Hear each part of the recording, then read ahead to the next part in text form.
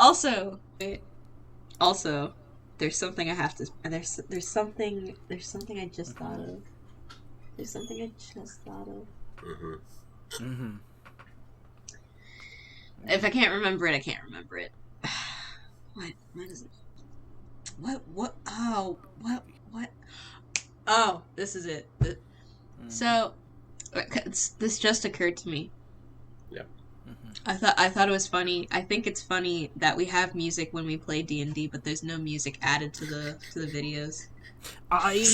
Yeah, so that was actually a big thing for me, is that I really think having like very soft background music, It will obviously we don't want to overpower, but having something there, especially for those gaps where no one's talking, you just hear breathing or or like it's just kind of like, okay, yeah. Yeah, so like I oh god. Oh my god. Oh, that's what I get for You almost caused a change in action. Jesus Christ.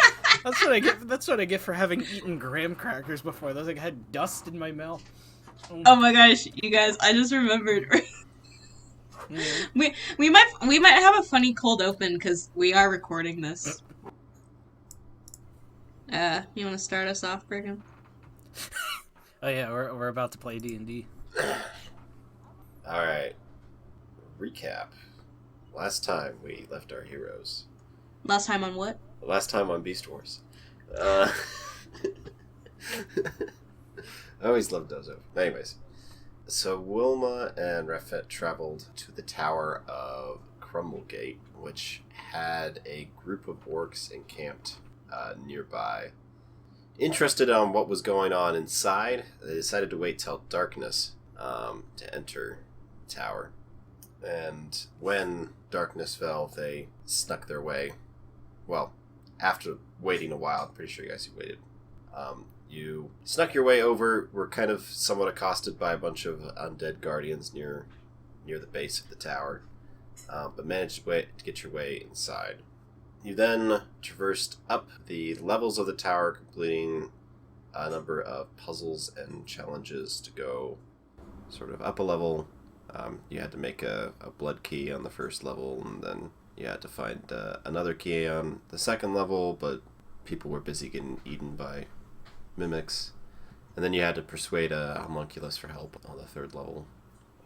Reaching the final level, you encountered a number of orcs that were sort of studying a angel who appeared to be suspended in time with a sword through their chest. You know, just a normal thing that most D&D players run into.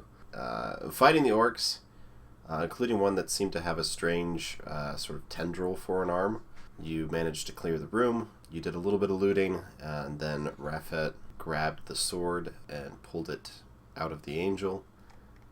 There was a blast of energy that was unleashed, knocking you back and destroying the walls and sort of ceiling off at the top of this tower. And we ended as the angel took sort of a choked, staggering breath.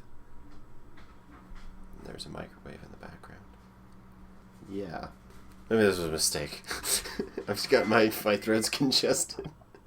maybe this is all a big Maybe it was all a mistake. So, Refet, you open your eyes from blinking and see before you the woods of Dasu. You're walking among them. It's no longer winter, but fall. The leaves crunch underneath your feet as you cautiously step between trees. You're not wearing your veil. In fact, you're not really familiar with any of the clothes that you have on. They seem simple, but nothing that you remember ever wearing. You see movement in the trees, a creature of some kind that is wreathed in shadow, that's sort of dodging in between them. Taking a breath, you lean against a tree, undoing the buckle across your chest, and taking the sheathed blade off of your back.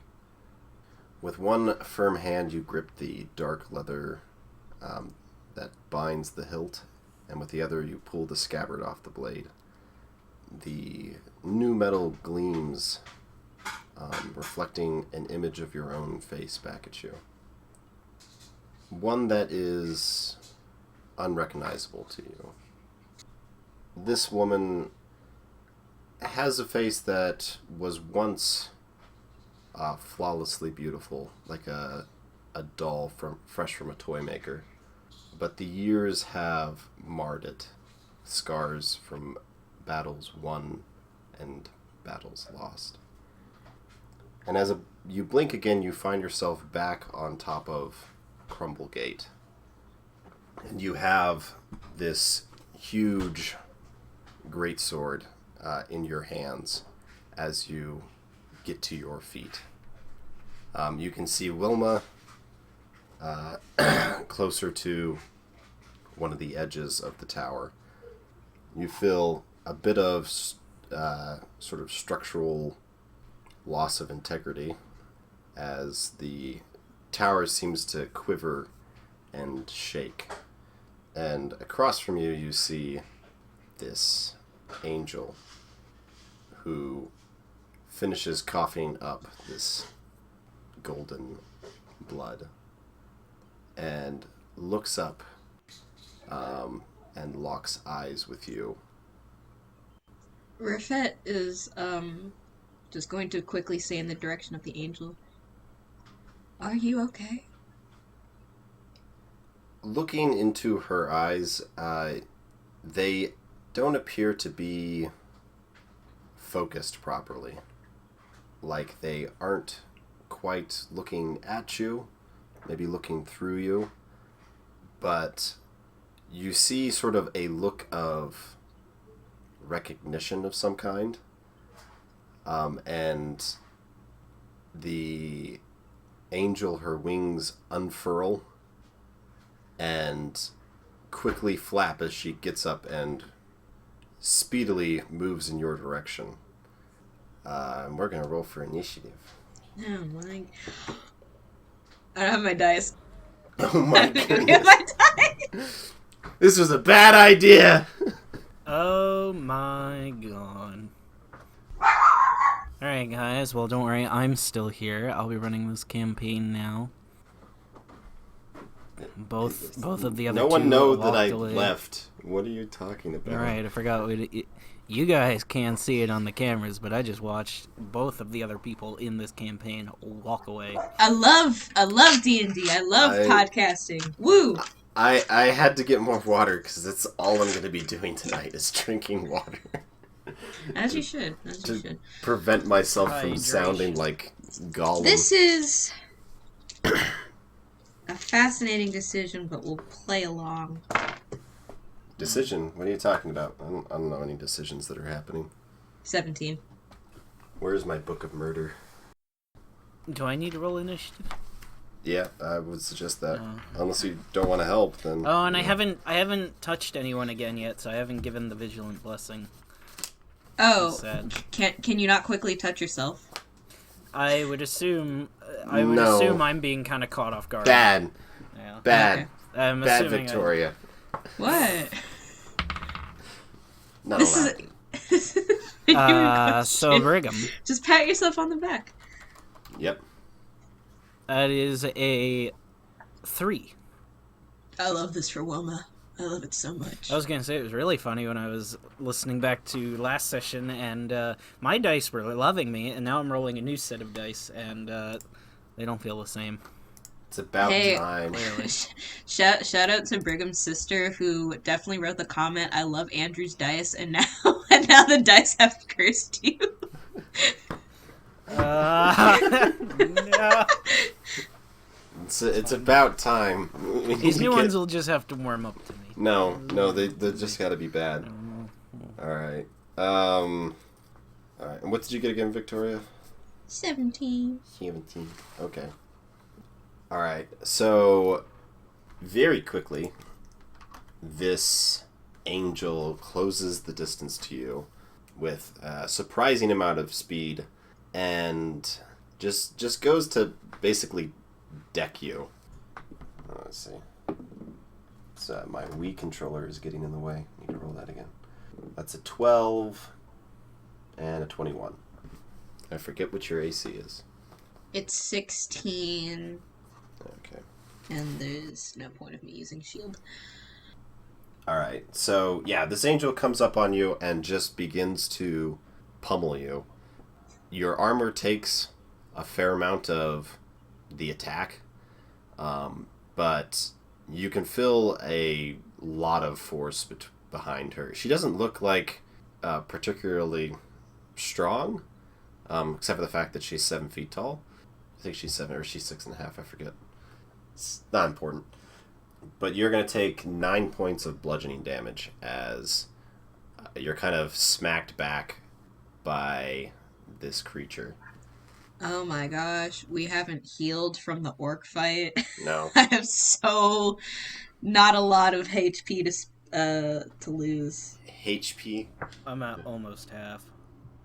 Mm-hmm. Yeah. Well, now I've been hit, so I have to do math. I am below half now. Mm-hmm. But now it is your turn.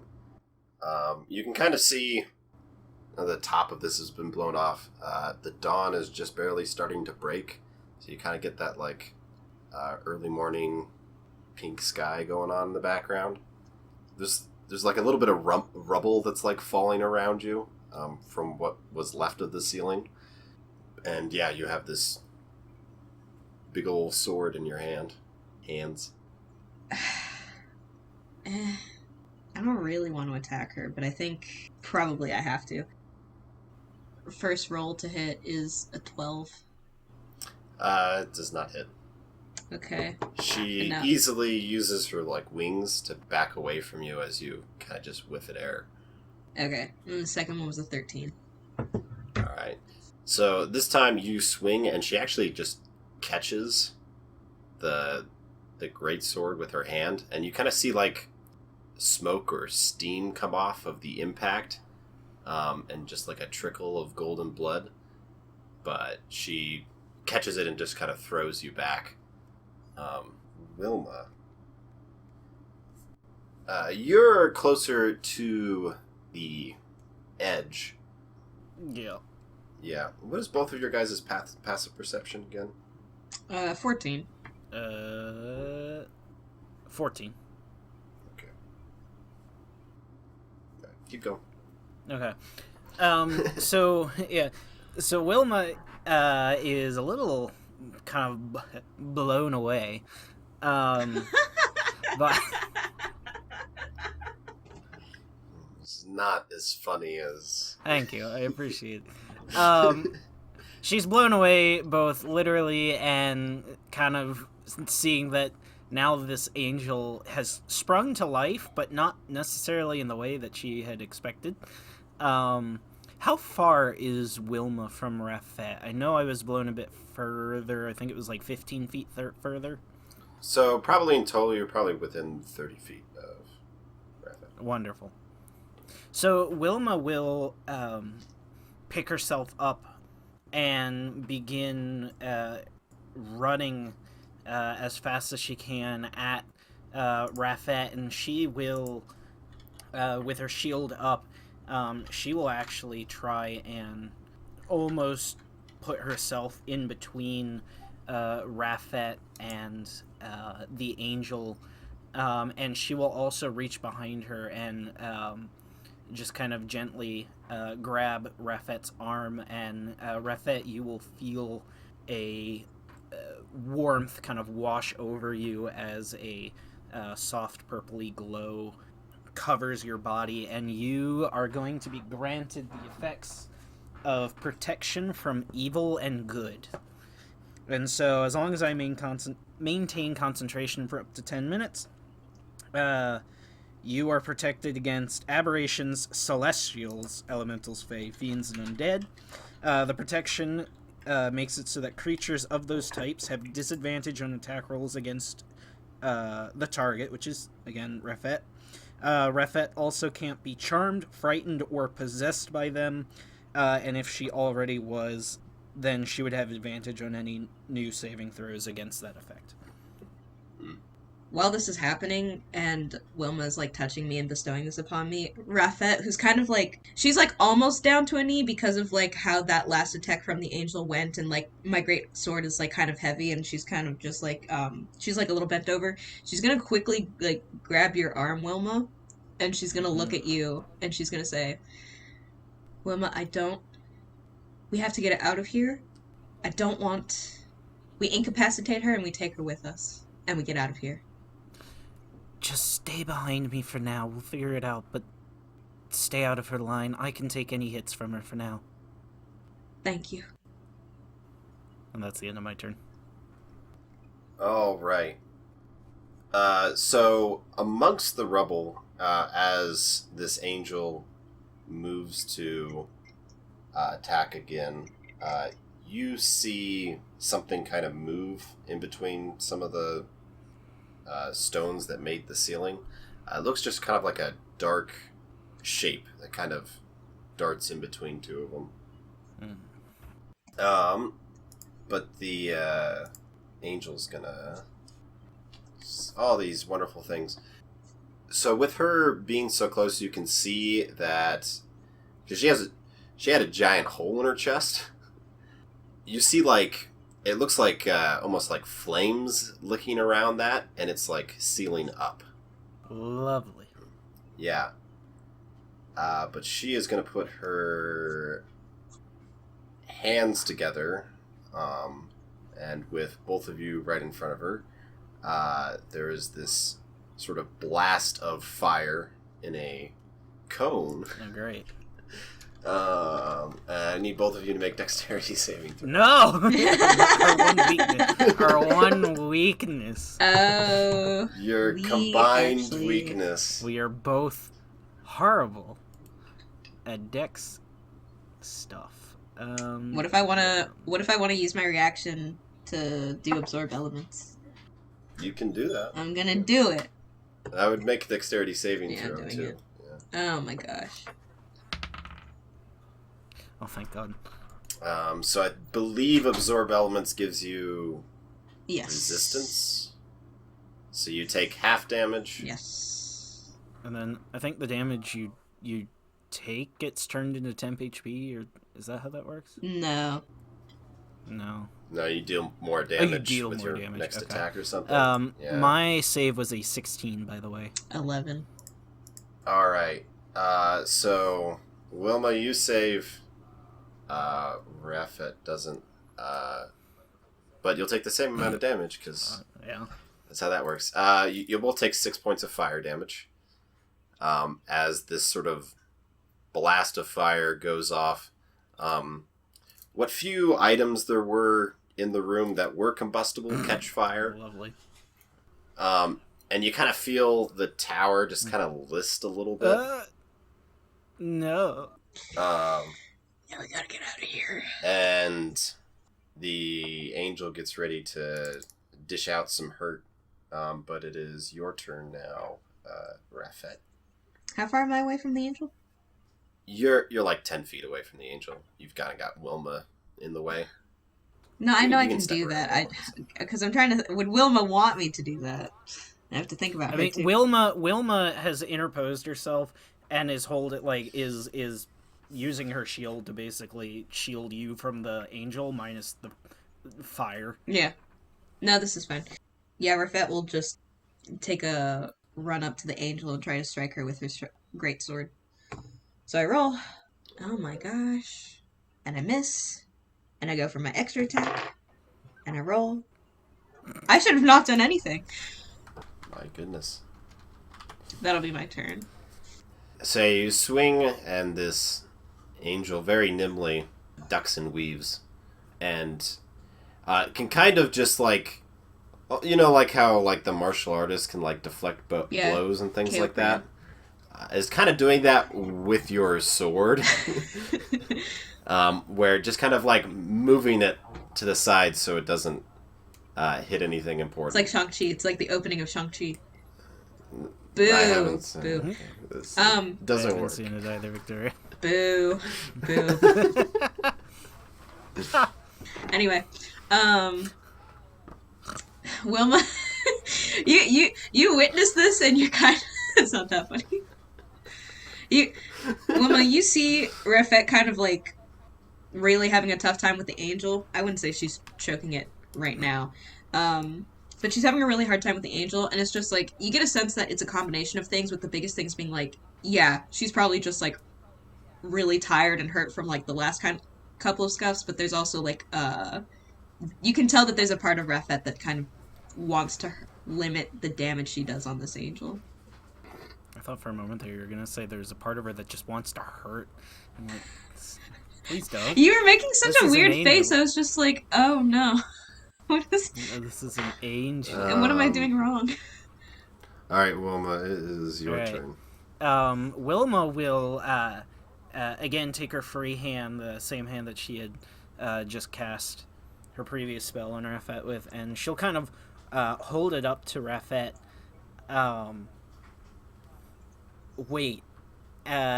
And she'll say that in common to Rafet, and then she will actually begin speaking in Stellari to the angel, and say, wait, please, we are not your enemies. We just found you with a sword embedded in you. Please, we would rather not fight.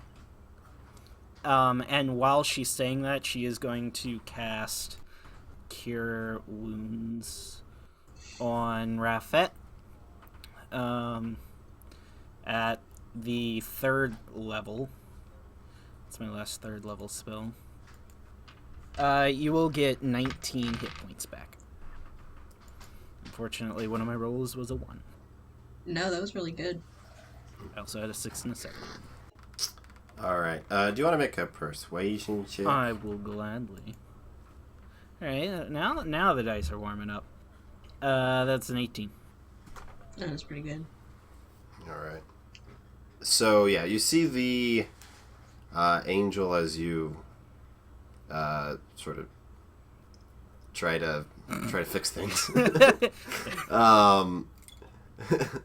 Kind of, she's like, is getting ready to punch at you, and just kind of stops, and then you see her eyes kind of glaze over, and you hear this sort of like inane whispering that kind of echoes around both of you, and she goes to punch you, Wilma. It's a 17. That is a miss. My AC is 18. AC is. And a natural 20. That's not good. And this is where our campaign ends. Thanks for watching, everyone. Alright. Well, luckily she's using her fist, so... Yeah, I guess... What is it? It's just not, one? This is not the word. It's slightly different for the angel, but... But she is a monk. She's a monk. Oh my gosh. It's all coming together. But you're going to take 11 points of bludgeoning damage as the first hit catches your shield and actually kind of like dents it a little bit. And then the second hit just goes like right into your rib cage. And there's a cracking noise as impact is made. But as this is going on, you can see behind the angel that sort of dark mass come out from behind. And you guys have actually seen this before. From a notebook? No, actually. Oh, no, in the woods. Yeah. Yep. So, going to Bangching, you briefly encountered a lip,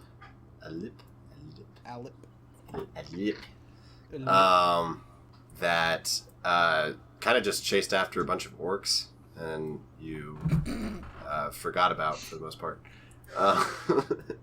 But it seems to be sort of drifting slowly in your direction, and these sort of whisperings are coming from it. And it is now your turn, Victoria. Rafet. I hear whispers. Do I understand the whispers? They seem utter gibberish to you. Even knowing Lonish, Stellaris, Styxian, Sylvan, and Primordial? Yeah, they seem like utter gibberish. So that they're words, but they don't have any, like, connotation next to each other. Oh, okay. It'd be like it's almost like someone just like picked up a dictionary and just started reading the words. It's just a word search. Yeah. Okay. What to do? Raphat's gonna, seeing as the sword has failed her multiple times at this point, she's gonna cast Burning Hands, which is a dex save from the angel, or whatever. All right. You can, if you want, you can get the angel and the lip. That's up to you. See, this feels like a trick question. Oh, it is a trick question. But now that I've said it's a trick question, maybe it's a trick question. This is what we call gaslighting. No. I don't think so. No, it's not. Because I actually know what the word means. You can't steal my joke. You can't steal my joke. I, for better or for worse, will only aim for the angel. All right. That is a 7. Okay. Well, it was 14. Let me just do some maths. Plus... No one likes math. 14 fire damage. All right. So, once again, the top of this tower gets engulfed. We gotta go. We gotta leave. The tower kind of lists back the other way. But the angel doesn't seem to be quite as affected as you would hope by this flame. It lights her on fire and is clearly burning her. But she seems not as crisped as you want her to be. If that's... She resists it. Yeah, resistant. I don't want her to be crisp. It's just like a potato chip. But yeah, the angel just kind of like bats herself out with her wings. Just briefly. Alright. Wilma. Oh my gosh, you know what I just remembered? I was supposed to add one more d6 because I used absorb elements. Oh. Do 8. you get that for a spell too, or is it a melee attack? I forget. Oh, no, you're right. Never mind. I'm always right. Shut up. Alright, Wilma. So, the eyes kind of glazed over as these whispers started to be a thing, right? Yeah. So Wilma will kind of very quickly take that in and once again kind of shield still up. Raphat, the angel I don't think is the one we should be focusing on. If you can get to the thing behind her, try and get rid of it. I'll do my best to support you. And drinking health potions is a bonus action, correct? Yes. Okay. I think officially no, but... We play that way, right? Yeah. Okay. Lovely. I like that. Because I need that. So I have 2 potions of healing, so I'm going to bonus action drink 1. It's 7 hit points back. Wow. Alright. I am no longer at 6 hit points. Now at 13. And then Wilma will have basically popped a potion out of her bag while she's telling Raphat that take a quick swig and then kind of toss the bottle on the ground.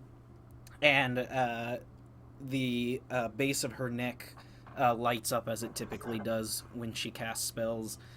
And a shroud of this kind of, not pure darkness, but it's this purpley black energy that from the inside makes you feel like you are outside on a twilight night. And I'm using my channel divinity Twilight Sanctuary, which emanates from me with a 30-foot radius. It is filled with dim light. It moves with me and it lasts for a minute or until I'm incapacitated or die. Whenever a creature, including me, ends its turn in the sphere, I can freely grant that creature one of two benefits.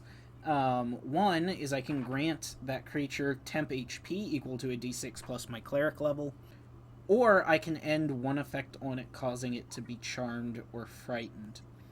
So, after I use my channel divinity, I am going to, again, just kind of like shift myself as necessary to... Actually, I might shift myself so I'm actually more between the Alip and the Angel, if that's possible. Just kind of like basically going around a little bit and shifting myself. But I'm mostly still going to keep my attention on the Angel, and I'll end my turn, and I'm going to give myself temp HP. Alright. So I'll have 9 temp HP. Now, again, it is when a creature ends their turn in my shroud that I can grant that effect. So, there may be some things I want to try when the Angel ends her turn in the shroud. Let me see. But that is my turn. So yeah, as you maneuver around, the Alib will sort of reach its hands out.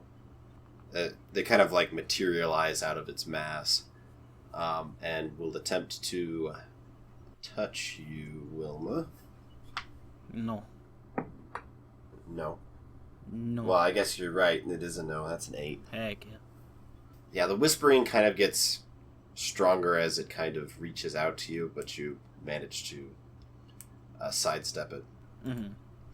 The Angel refocuses on you, Rafet.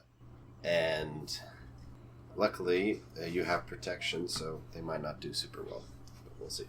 Disadvantage. Yeah.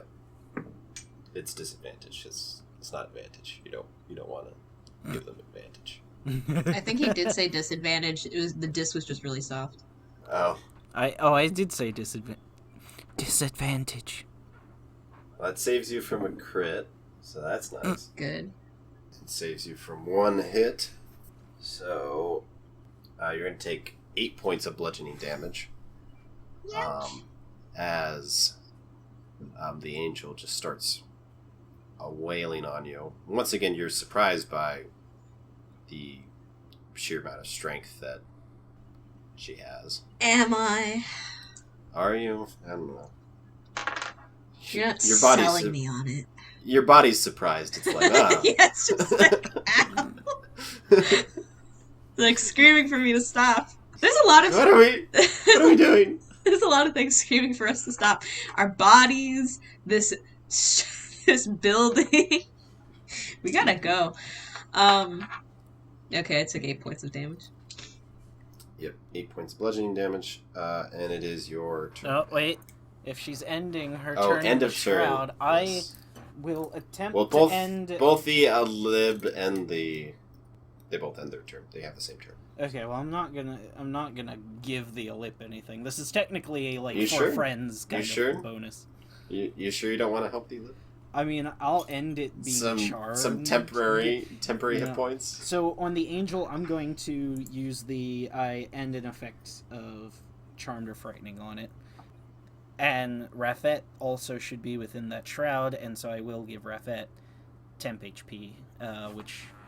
well, no, it's at the end of Rafet's turn. Oh, shoot, yeah. He hasn't had a turn yet. Thank you for reminding me the thing that I literally just talked about. Yeah, you just said. Yeah. Anyway, I'm gonna try and end the Charm or Frightened effect on the Angel to see if that does anything. Yeah, you see the Angel suddenly just kind of like, not collapse, but like, fall in on themselves a little bit and like clutch at their head. And as they shake their head, you see their eyes seem to be more clear. Yeah. And now Rafet's turn, and at the end of it, shut up! I realized my mistake. Did you? No, it wasn't until you pointed it out, but thank you. Because Brigham knows everything. Apparently. Brigham is a smart boy. Alrighty. Bow before my might. What is it? Trusting in Wilma's words, Rafet is gonna rethink her strategy and go for the... It's a lip? Ellipses. A-L-L-I-P. Ellipses. The ellipses are coming for you. A-L-L-I-P? Okay, a lip. Okay, got it. A lip. Yeah, I've been hearing it in my head as a lip, like a lip. A lip, yeah. It's just a one lip. It's just a It's lip. just The a most frightening single of lip. all. How far is Rafet from the lip? Like 15 feet. Okay, yeah. She's gonna run to get behind it, and at that point, she might as well attack it. So, she's gonna try and swing with her greatsword. Please. She misses. Oh my god. Don't even ask me. Let me switch. They have an AC. You might be able to hit. Victoria's been rolling like 17s, 18s. It's like, no, that's not the nat 20. I need a crit. No, I rolled a 2. My last 2 rolls were a 6 and a 5. Wow. Okay. You get a second. What is wrong with your dice?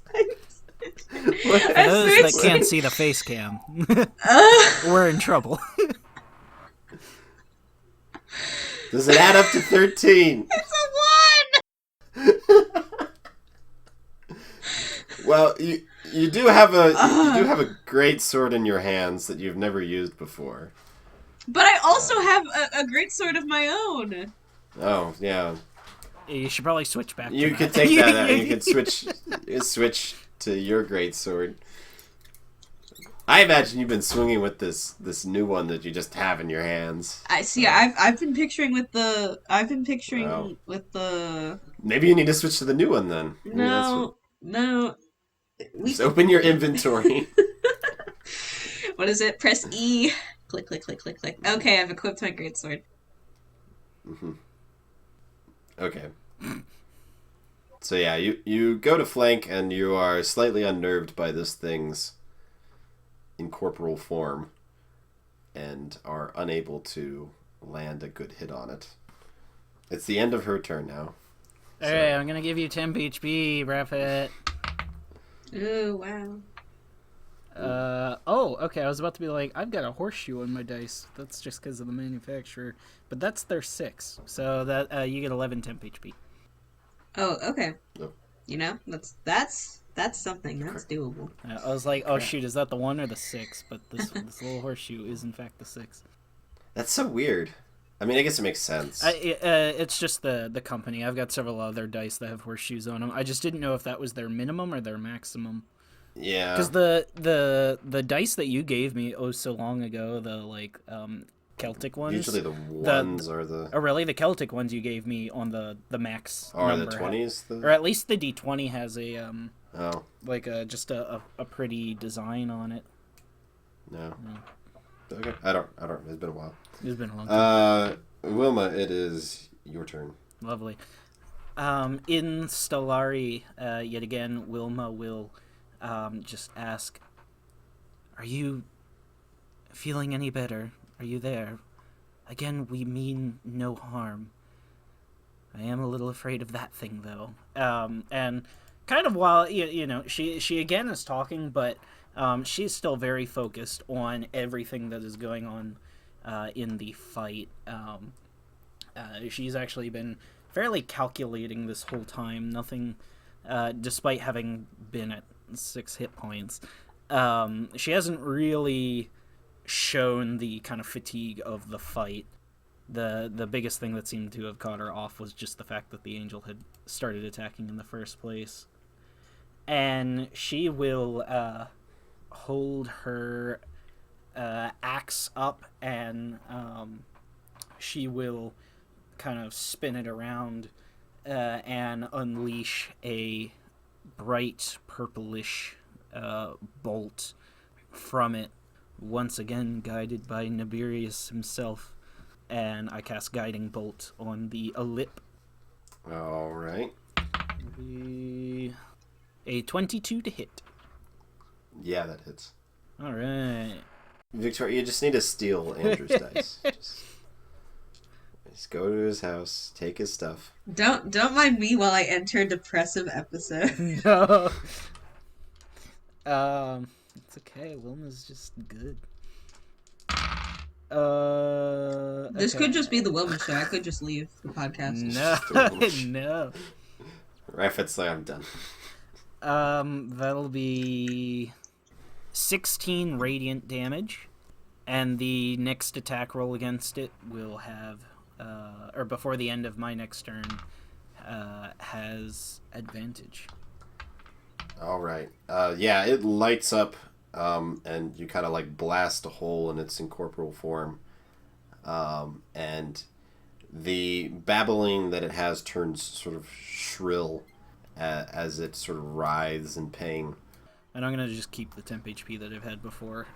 I'm not going to try and reset it. That's the end. Well, so I believe if you roll temp HP again, you get to choose which one you want to keep. Oh, if I get to choose, I'll re-roll, because I believe you get to choose. I mean, we can make that.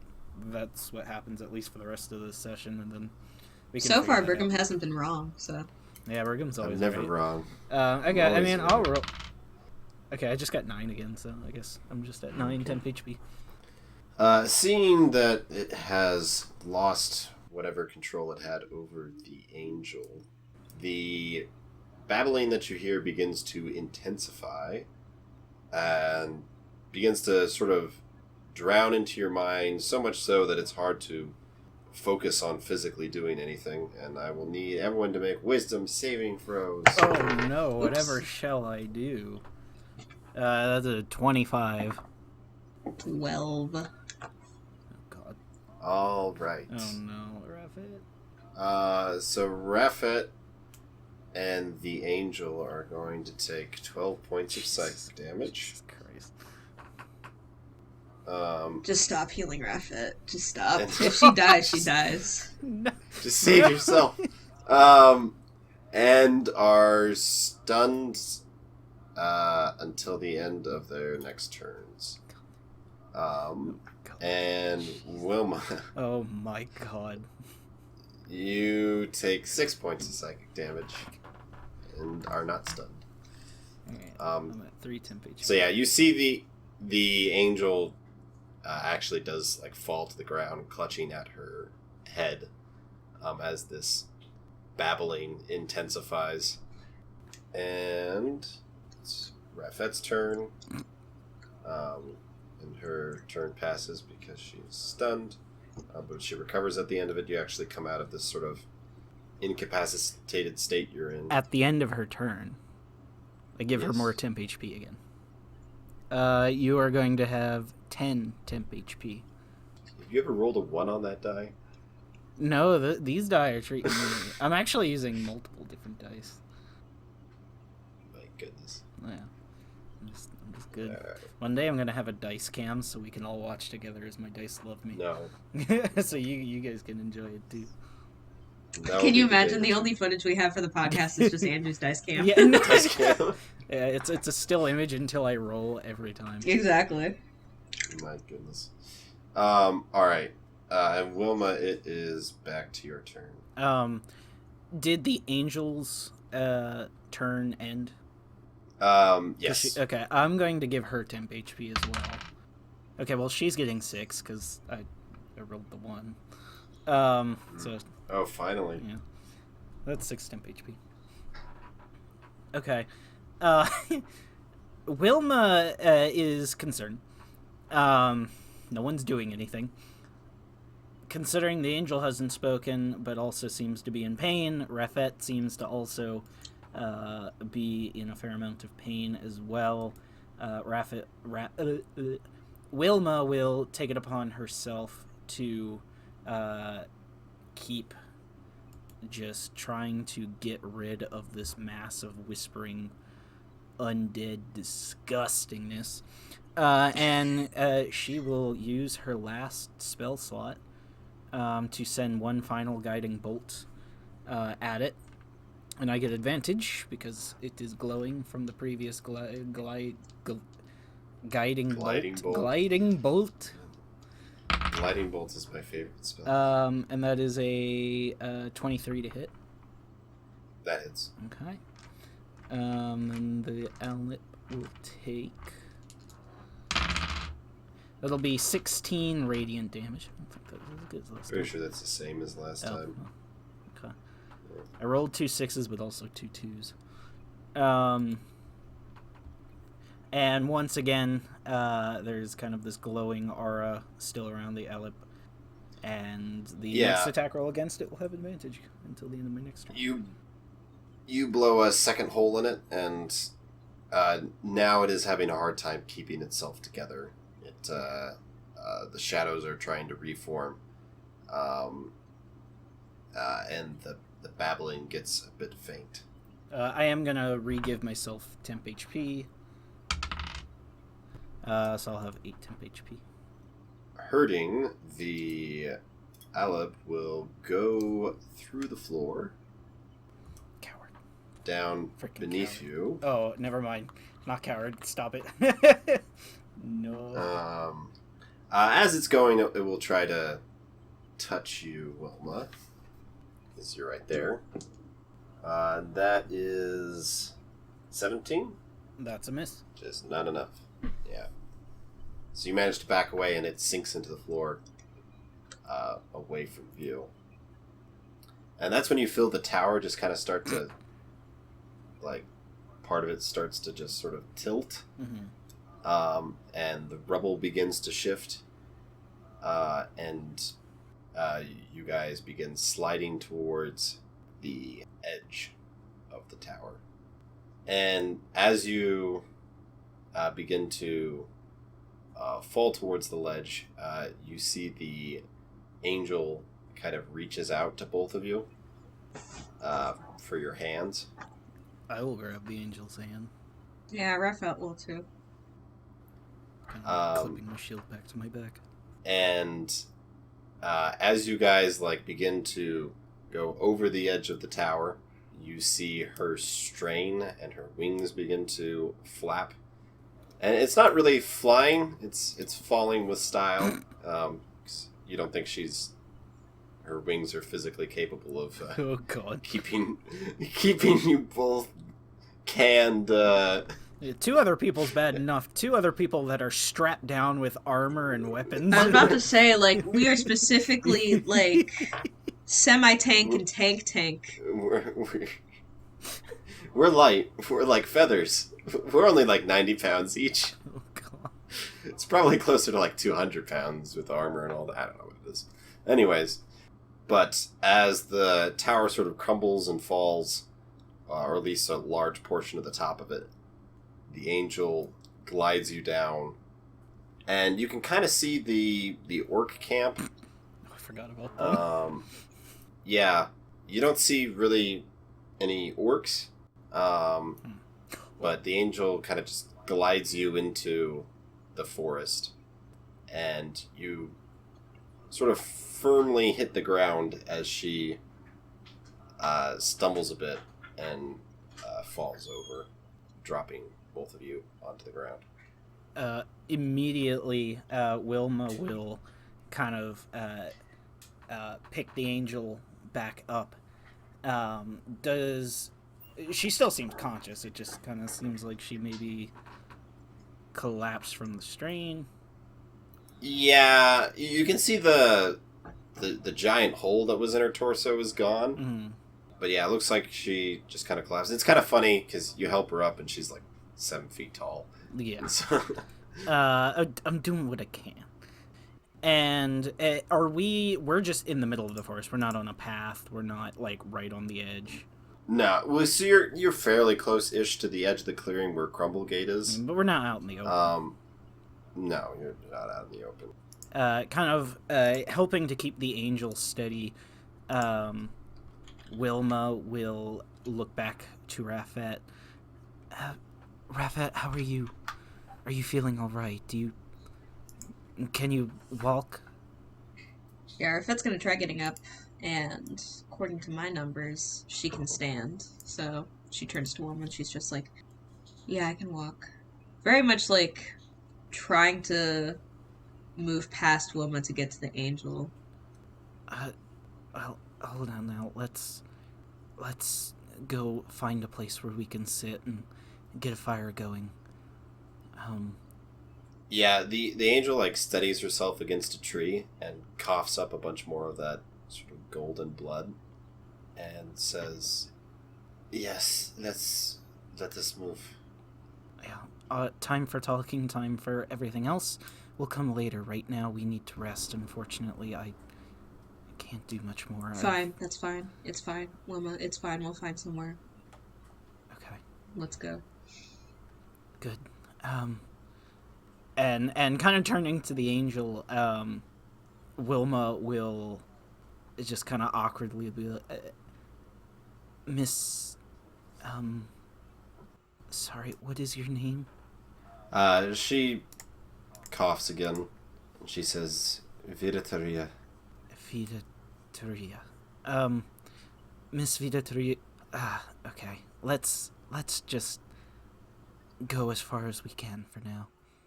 And Wilma will kind of take lead and start walking through the forest, trying to pick the easiest pathway through all the trees. Are you still supporting her? The angel? Did the angel, like, lean away from Wilma onto the tree? Because you said she supported herself on the tree. Yeah. Yeah. Okay, then Wilma would let the angel move kind support.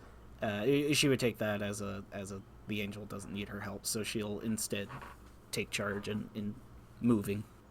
As we start to get moving, Rafet will then turn to the angel.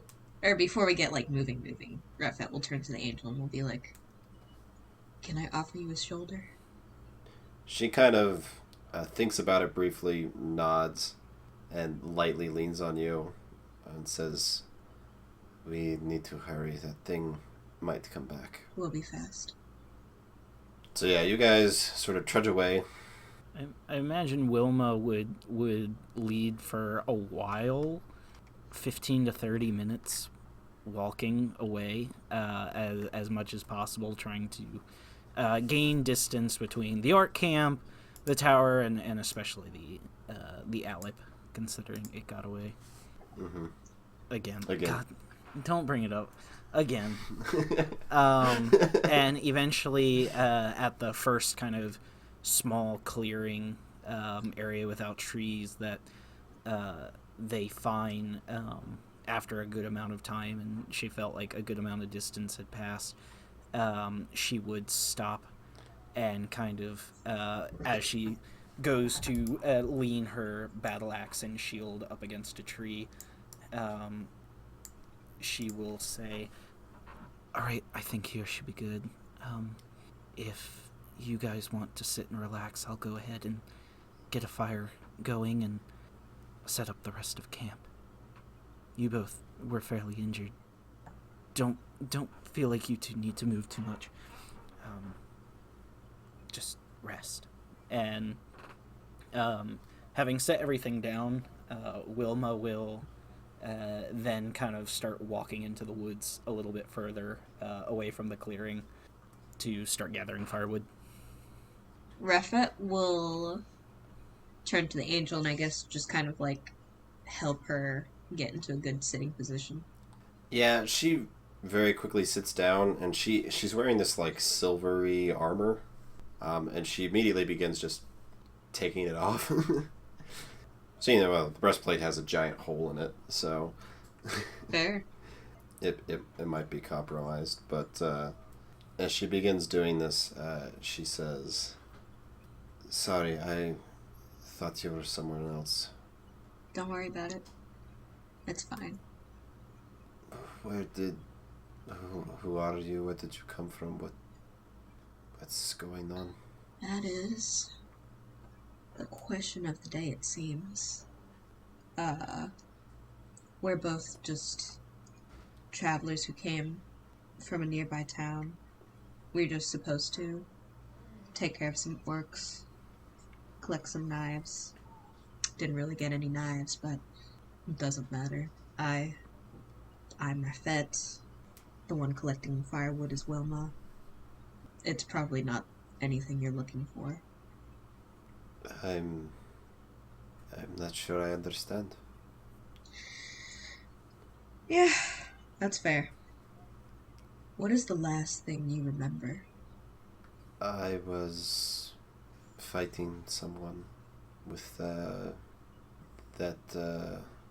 sword that you have.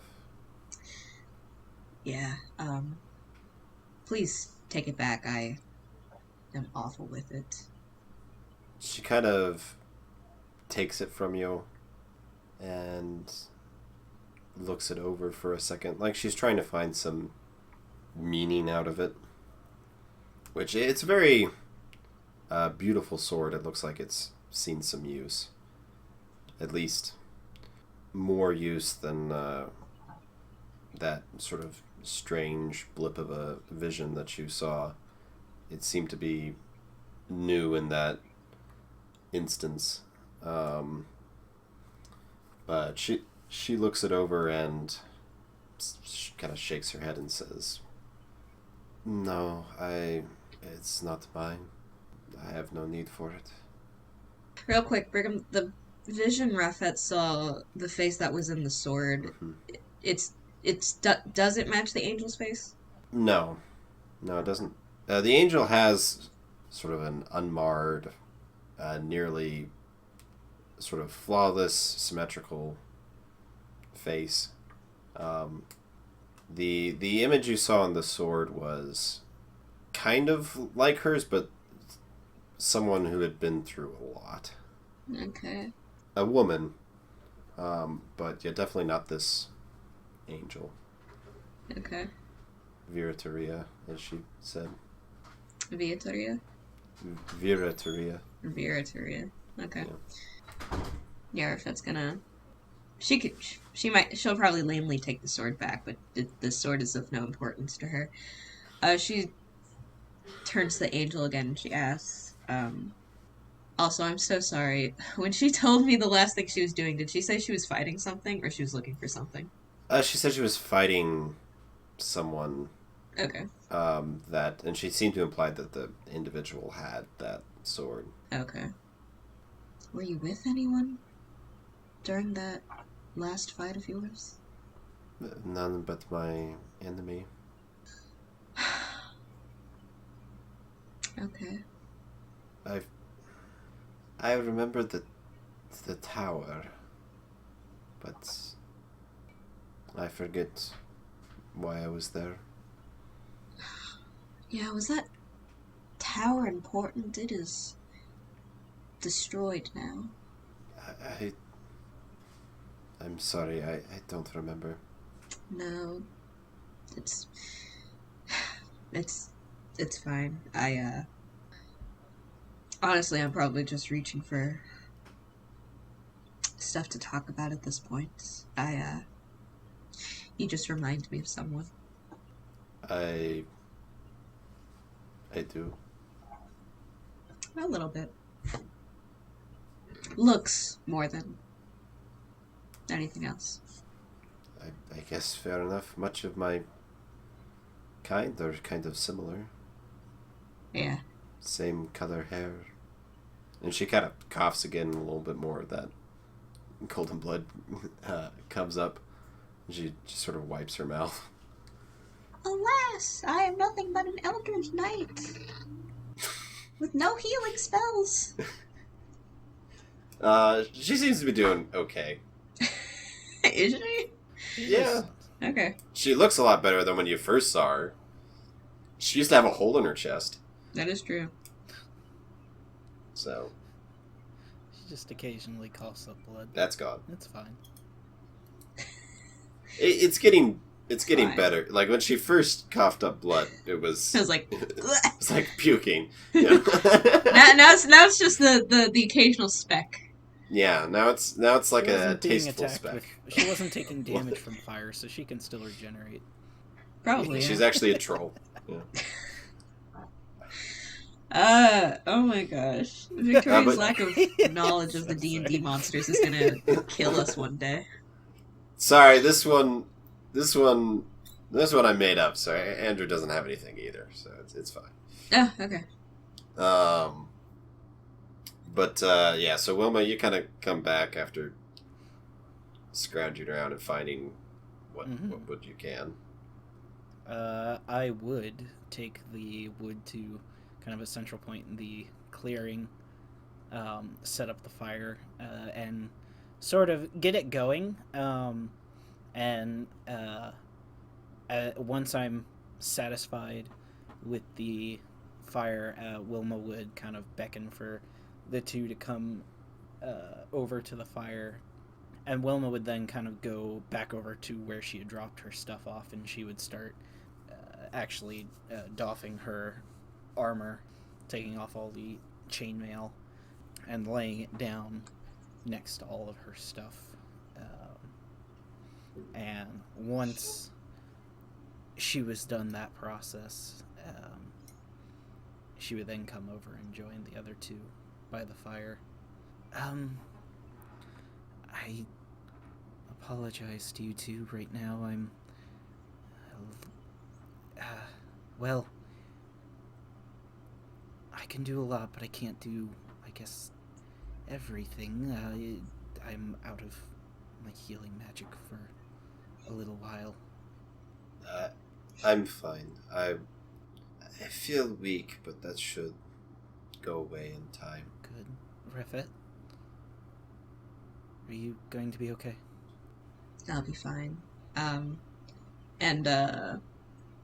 Rafet's gonna like pull her veil off because we're all going casual, right?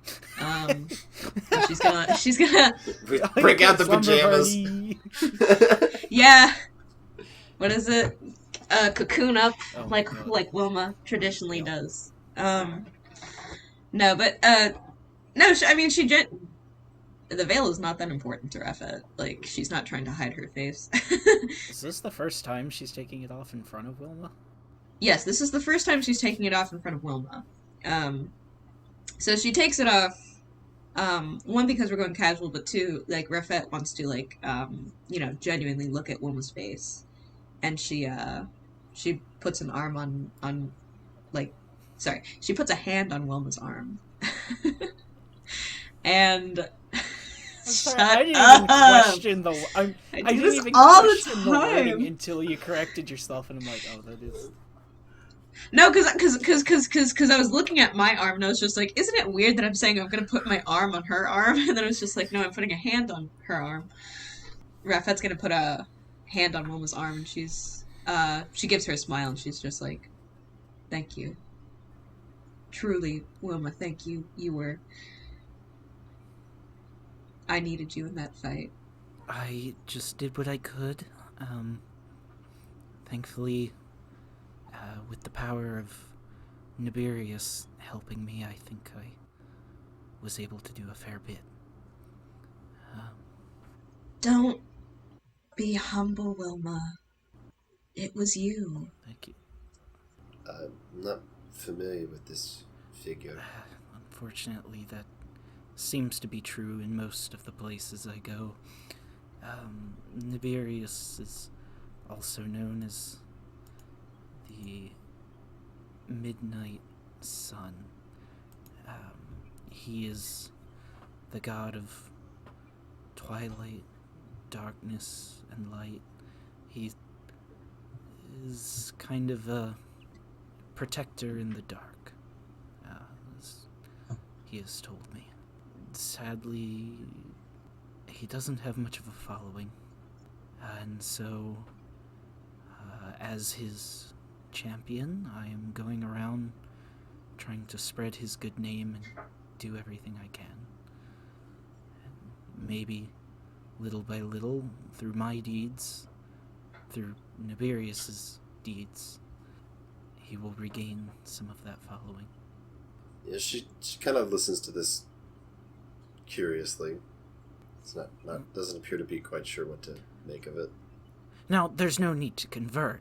I'm not trying to go around and make everyone I come across believe in him, but at the very least, I would ask that you remember him when you go outside in the dark and That sounds very ominous. Well, I tried. Anyway. No, it's... Wilma inner monologue. Oh, Nefarious, what are we gonna do? We're in for it now. It's. I'm sure it's fine. It's go alone in the dark. It just sounds. It's fine. Yeah, it's. Sorry, Sounds like a nice yes, individual. There's a reason I'm not a preacher. I excel much more on the field of combat than going around to temples and other things and speaking. But anyway, exactly what just happened? We were just supposed to be taking care of some orcs and found a lot more in that tower than we initially expected. A lot more. You were dealing with orcs. Yes. Don't remember seeing any, but... We were. They were all on the ground when you awoke. Yeah, if you had looked down, well, maybe at the time you weren't thinking about that. No, I must apologize. I don't know. Well, something came over me.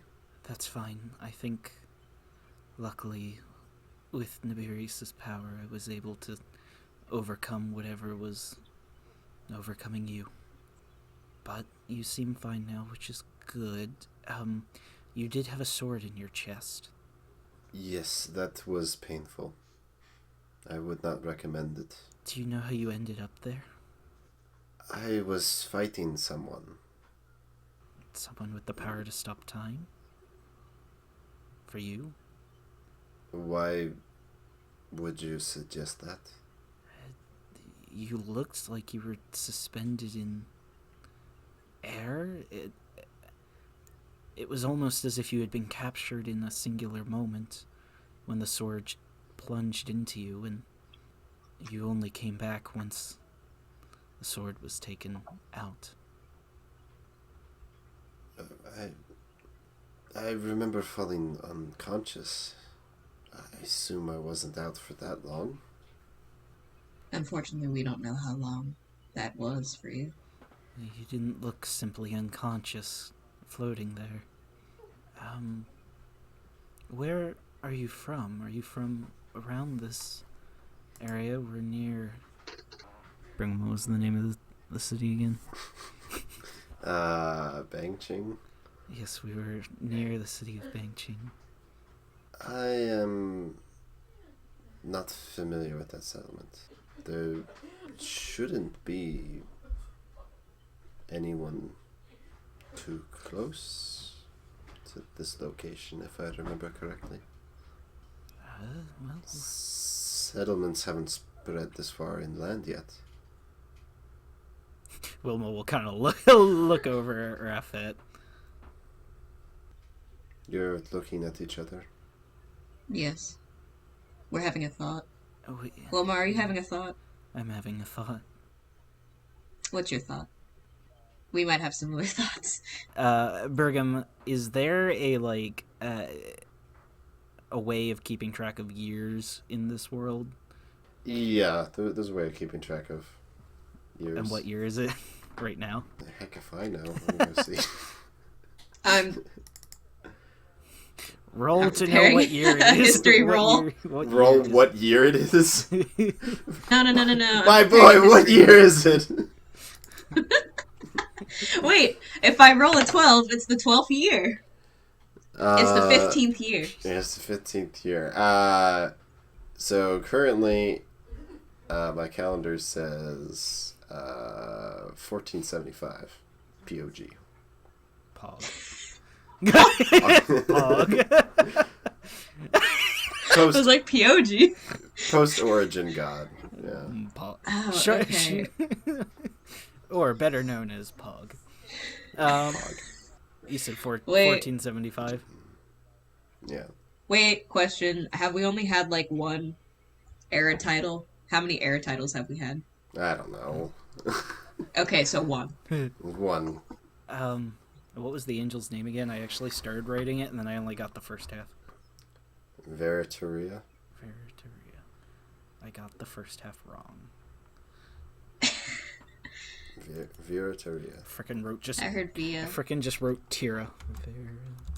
Veritaria. Oh, I'm trying to make it Spanish. Oops. Veritaria. It's actually Polish. Veritaria. Do they roll their R's? I don't know. I'm just joking. I don't. Who knows? No one. Not even the Polish. Not Brigham. Don't bring the Polish into this. What did they ever do to you? They make good hot dogs. Polish. All right, Veritaria. Sorry. What was the year when you were knocked out? She kind of struggles for a moment. I don't remember. I must have hit my head or something. Brigham. Yeah, you can make a history check. Yeah. What am I? I'm trying to remember when. What am I trying to remember? I'm trying to figure. Bang Ching was settled. Essentially, yeah. Like when settlements moved out this far, not necessarily Bing Ching in particular. You've got to be kidding me. It's a 12. That was with a 6 to history. It was 6 to 12. Well, so inward movement has been something that has been happening for I think the past 100 years or so. Question. Yep. So Udasu's like an island, right? Australia. It's like a continent. It's Australia. Is it like Australia? It's kind of like Australia. So there's two islands, I guess is the right way of putting it. There's the little one, and then there's the big one. And so civilization has not originated. They started on the outskirts, and they're moving. They started on the little island, and then they moved to the big island, and then they started going inland on the big island. You know what I didn't think of? I didn't even think of making a timeline. I probably should do that. if you're gonna have POG, you need a timeline. Yeah, you're gonna have Pog. I need a different name. You're gonna have Pog. I didn't realize that. I wasn't thinking. Pog. I'll make it Porg. Porg. Let me see. Like the Star Wars thing? Yeah, those dumb little. You're not dumb. They're dumb. I like them. Maybe we cut out this whole section. No, leave it in. Anyways, the map. Oh, well, I will do what I think is best. I will not necessarily take any thoughts. Oh, it's breaking. No, it's not gonna. It can't handle it. Oh yeah, your vector map. Anyways, there's the little island, which is that little, but that's a lot bigger than I expected. Oh yeah, I was thinking like a pea. Okay, Yeah. the little island, bigger island. Right. That's a temporary stand-in. There's Bang Ching. Oh. Anyway. I can't hear you clapping, Andrew. We're not clapping. Oh. It doesn't trigger it. Audacity trigger. I'm turning off the noise. Audacity's gonna be going I'm turning nuts. the noise suppression off. Well, Audacity's gonna be going nuts. There we are. There we can hear. Oh man, I gotta That's cut the this. power. Man. No. Oh no. Man. This is quality. I wish everyone could see the confusion, the such like panic confusion from Andrew. But yeah, so like some of the more recent inland settlements have been created in the past like 100 years, probably. Okay. Put it. Would does Rafet have an idea of like which ones are like the closest inland? Like is Bangchi one of Bangchi? Bangching is the furthest inland. Gotcha. That has ever gone into the. It's the furthest one to into ever. the scary, slightly bigger island. And this only started about 100 years ago? So, I mean, settlements have been along, like, the southwestern coast of the bigger island for much longer, but so like Bang Ching is pretty recent, and like Tigshai, which is the next one that's closer, is also going to be within the last 100 years, and there's going to be a couple more. So, well,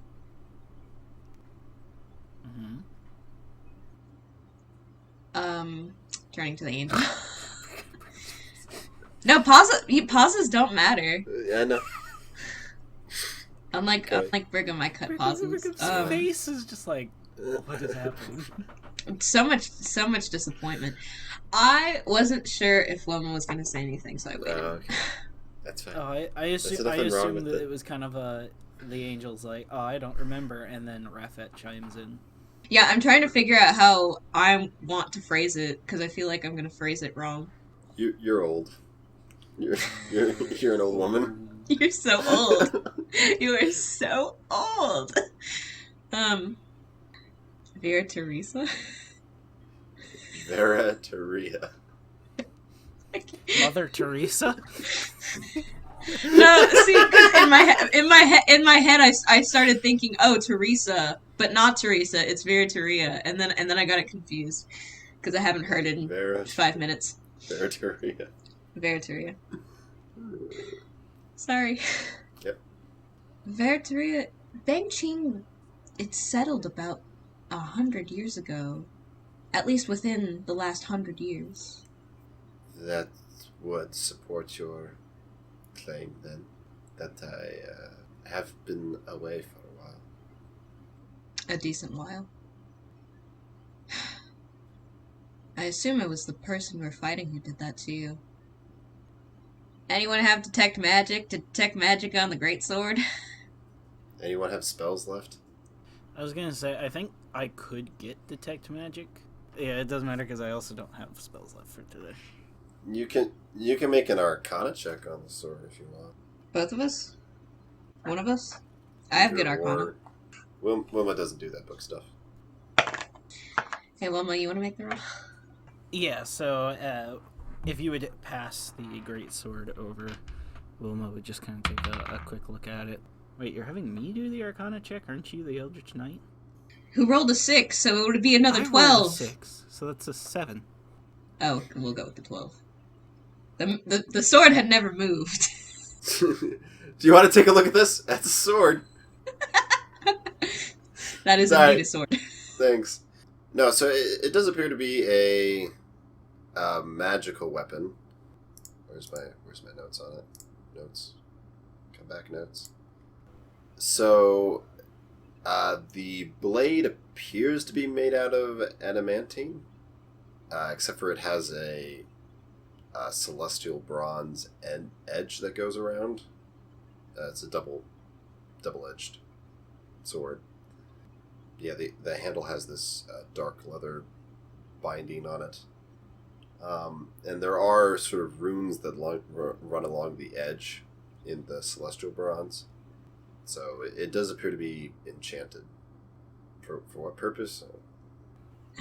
I mean, maybe it's possible that the sword just has the power on its own, but I don't really know how we test that. Let's just stab Wilma. Well, so originally I was gonna like stab it, but it's just like we would kind of need something living. We can go hunting. Wilma. You would have to like keep it alive. Oh, that's right, I guess.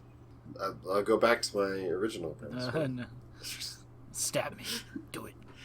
I mean, I almost had Refet offer, but I was just like, that's a little too extreme.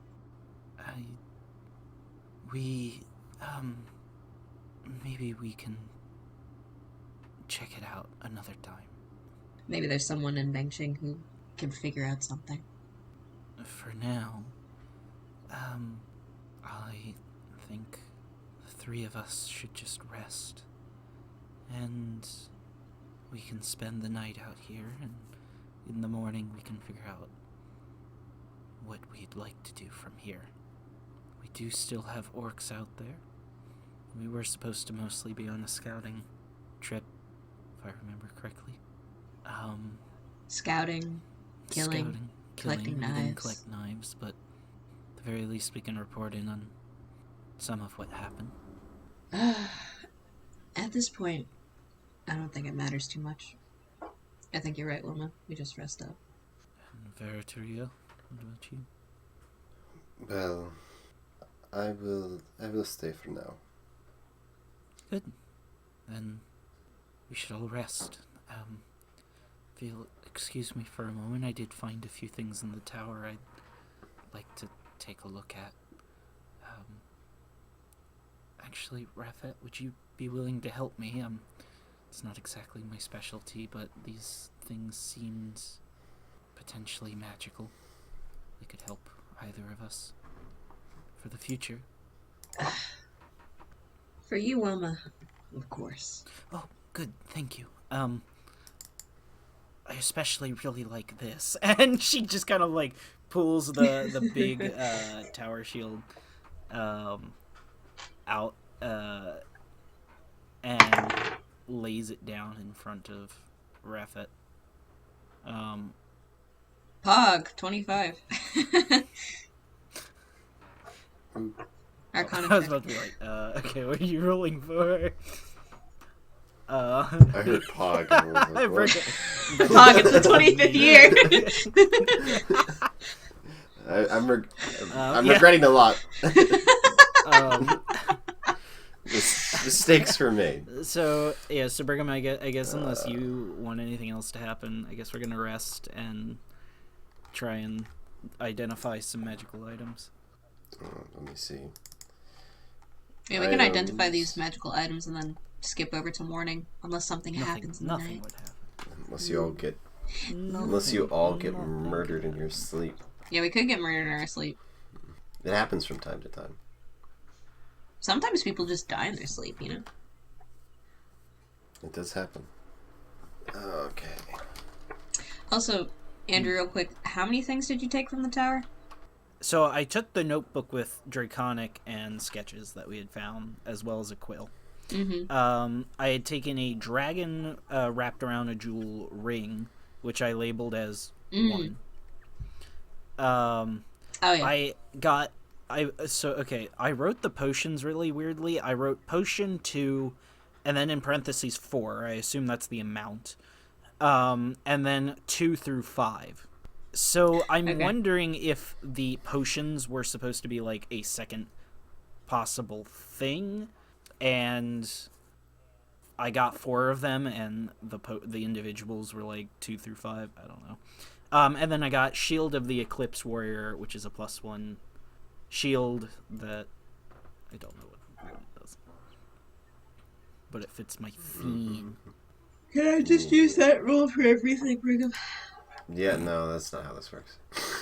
Can we both roll Arcana checks? Anyway, the 25 was for the shield. Yeah, I pulled out the shield first. My Arcana check's garbage, so Rafet knows, maybe. I did do some researching in my time. What's my background? I'm a sage. Literally a sage. I'm a smart person. Literally a I'm sage. the wise one, you're the smart I can't one. believe I'm a sage. Mm-hmm. What is Rafet's wisdom? 12. I'm more intelligent than wise. So I bet you were practically flipped on intelligence versus wisdom. What's your... My well, see, wisdom's an that was 18. confusing me, because we... Wait, how do you only have a... What's your passive perception? My passive perception's 14. My passive insight's a 17. Maybe I gave myself a bonus to perception. That's what happened. Yeah. I don't think I'm... 'Cause I was just like, I'm not girl? proficient. I'm not...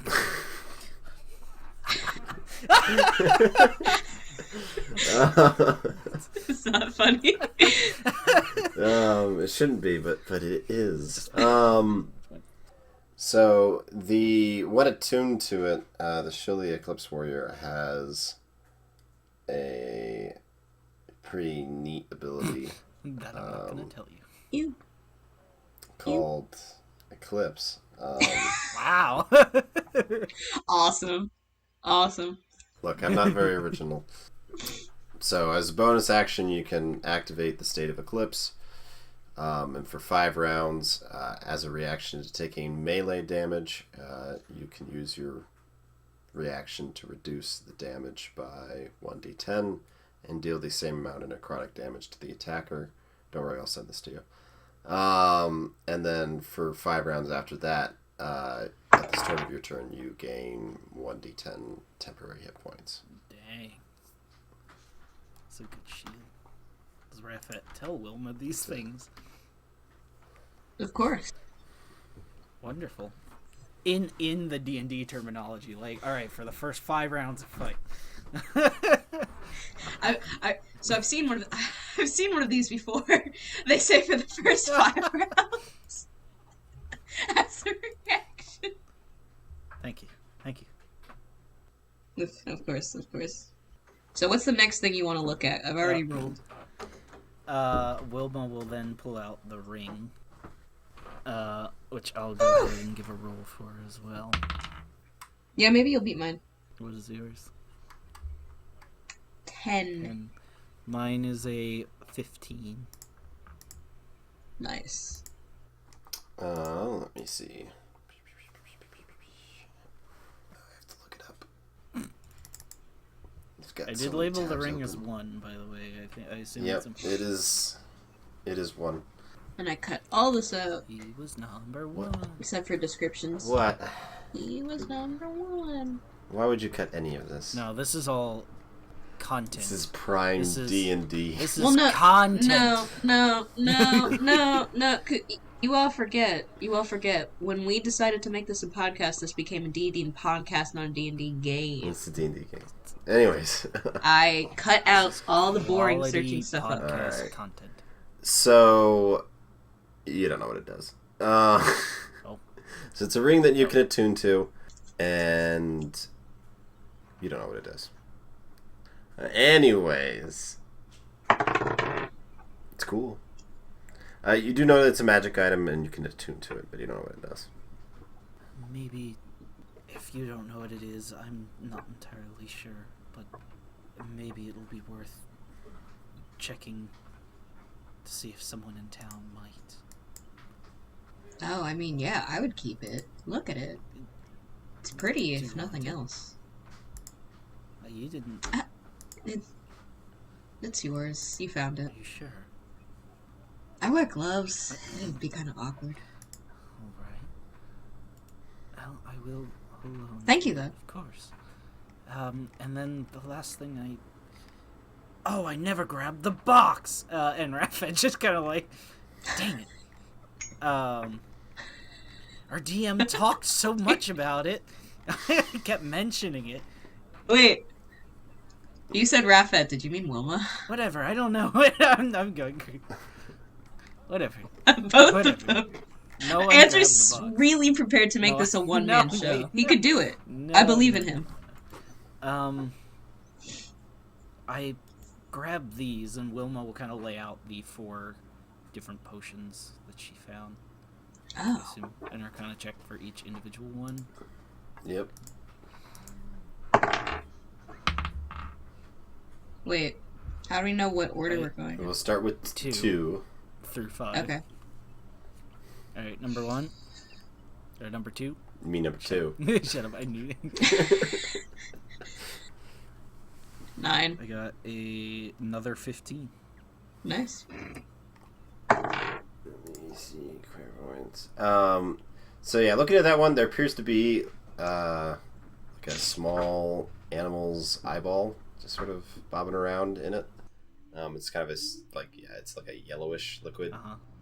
But yeah, you don't know what that is. It's kind of unappetizing. It's a potion of some kind. Maybe it's just a preserves potion. I don't know.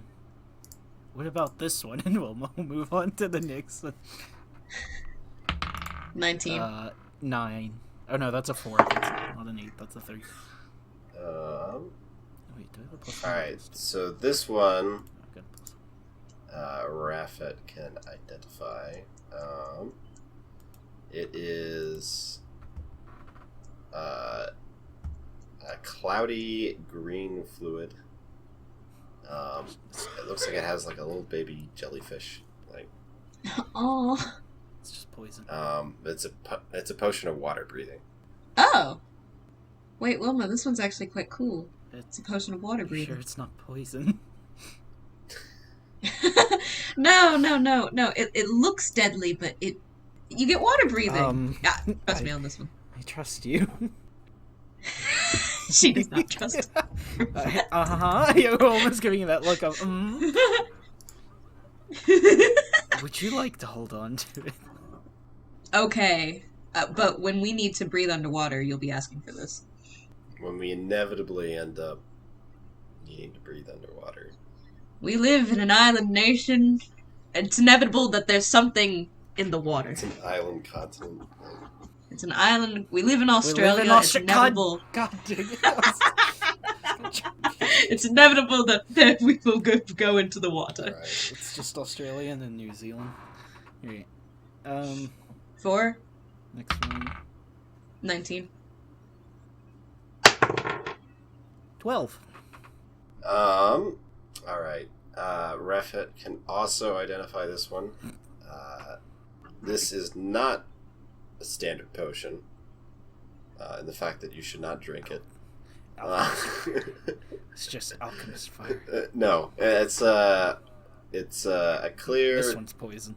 Gelatinous oil that has tiny, ultra thin, sort of like silver shards in it, and it's an oil of sharpness, so you can coat. Oh.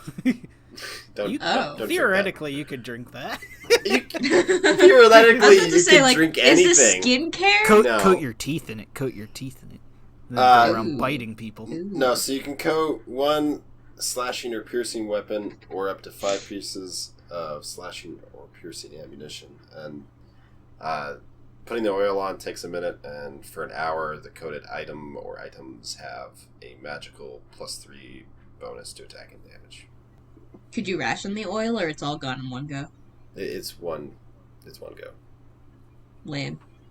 D&D's lame. I mean, Has anyone ever said you this? can ration it, I guess, if you're putting it on ammunition, but you need it to coat an entire weapon if it's a standard weapon. Folks at home, D&D's lame. Why are we playing? What's the point? Well, this one's good for weapons. Makes it sharp. Do you want that? Like one really as, sharp. Do you want that one as well? Yeah. Okay. Yeah. Okay. I can fuck anything that Refet identifies. It's like, I don't trust this stuff. Refet identified. Well, no, you are the fighter, the Eldritch Knight. Have I seen you use magic? I think so.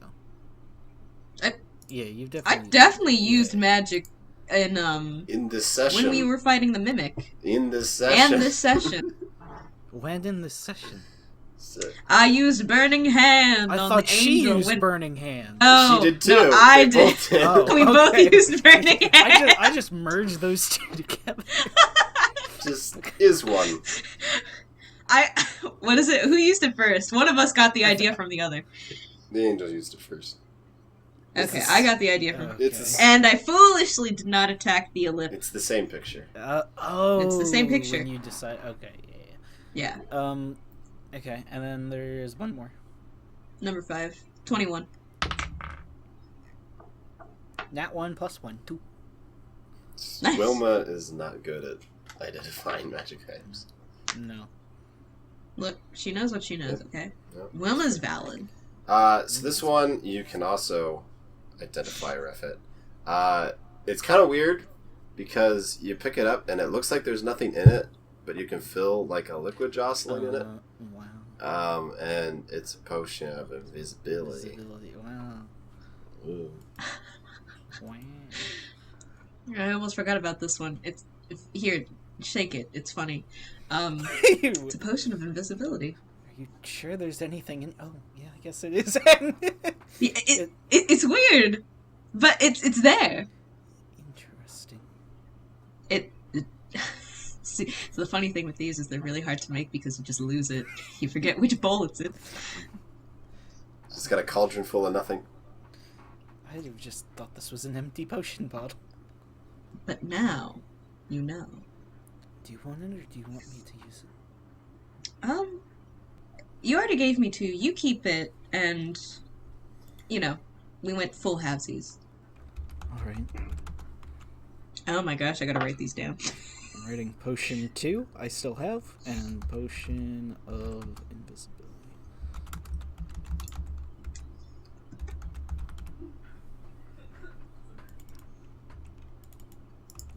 The way I'm gonna butcher these potion names.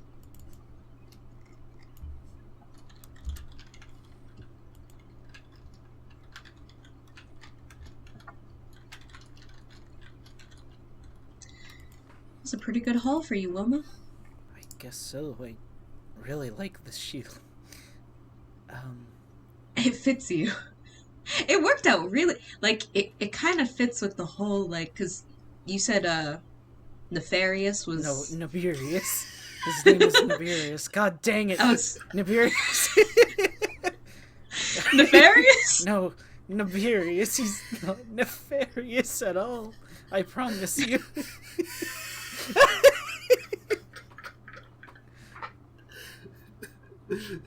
I can spell it for you if you need help. You kind of hear... the age. Vera Taria just kind of chuckle a little bit. Just quietly. It's okay. I'm sorry, Wilma, I'm sorry. I know throughout our travels together, you'll keep talking about him, and I'll fully cement the name and the teachings. Whether I convert will be up to how good you are, or maybe how well I like you. I will do my best. I mean, think about it. If you can convince me, there's no one else. Like, the world is in your hands. It's a good way of thinking about it, I suppose. I've got the shield, this ring, it bugs me. Veritaria. Yes.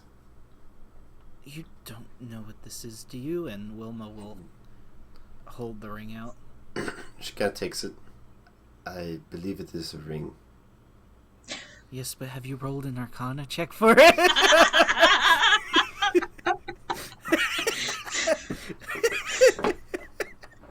Now she's joined the summer party. I believe it is a ring. Oh, all right. Thank you for... Oh, wait a second. It is pretty, though. It is. Oh, talking about our looting. Look at what I got, and I pull out the angel statue I'm still holding. Dang it. I still held on me. I was really hoping you grabbed that box. You keep talking about a box. I don't remember a box. I only remember the box because I listened back to the second episode, and I kept Brigham kept mentioning this metal box, and I kept ignoring it and going for other stuff, and I was getting more and more panicked, thinking that it was important because he kept mentioning it. It was probably important, and now it's lost to us because Rafet only cared about the angel once we got there. That's fair. What is that? It's just a little statue of an angel. It's all made of gold. I could sell it, but I suppose you could. I don't really want to. Not just yet, anyway. Interesting. Do you recognize it or anything? It is clearly made after my kind. Yeah. Y'all really have a gold motif going on. Yes. Something like that. Rafet just gives her a small smile and goes back to looking at the statue. Well, I think while it's still going to be light out for a bit, I think now's as good a time as any to get some rest. If you'll excuse me. And Wilma goes over to a backpack, kind of pulls out her bedroll, unfurls it. You mean her Snuggie? Well, no. She unfurls her bedroll. She stands over her bedroll. She then pulls out a very thick, warm-looking Snuggie blanket and puts it down on the bedroll, goes to lay down, and rolls herself up into a cocoon once again. And she just kind of, as this pile in her bedroll, kind of wriggles a bit to get comfy, and then goes dead. quiet. Goes dead. Dead. This is the second time Rafet's seen Wilma do this, right? Mm-hmm. And the second time she's done it while there's still like light in the sky. Rafet turns to Veritaria, and she just goes, incredible fighter, super like intimidating in the battlefield, but then she does this, and you just remember how adorable she really is. Fascinating. I don't sleep, so I will make sure nothing bad happens. Okay. Sounds fair. I don't know if you want this, but if you do, you can have it, and I'll pass her 2 rations.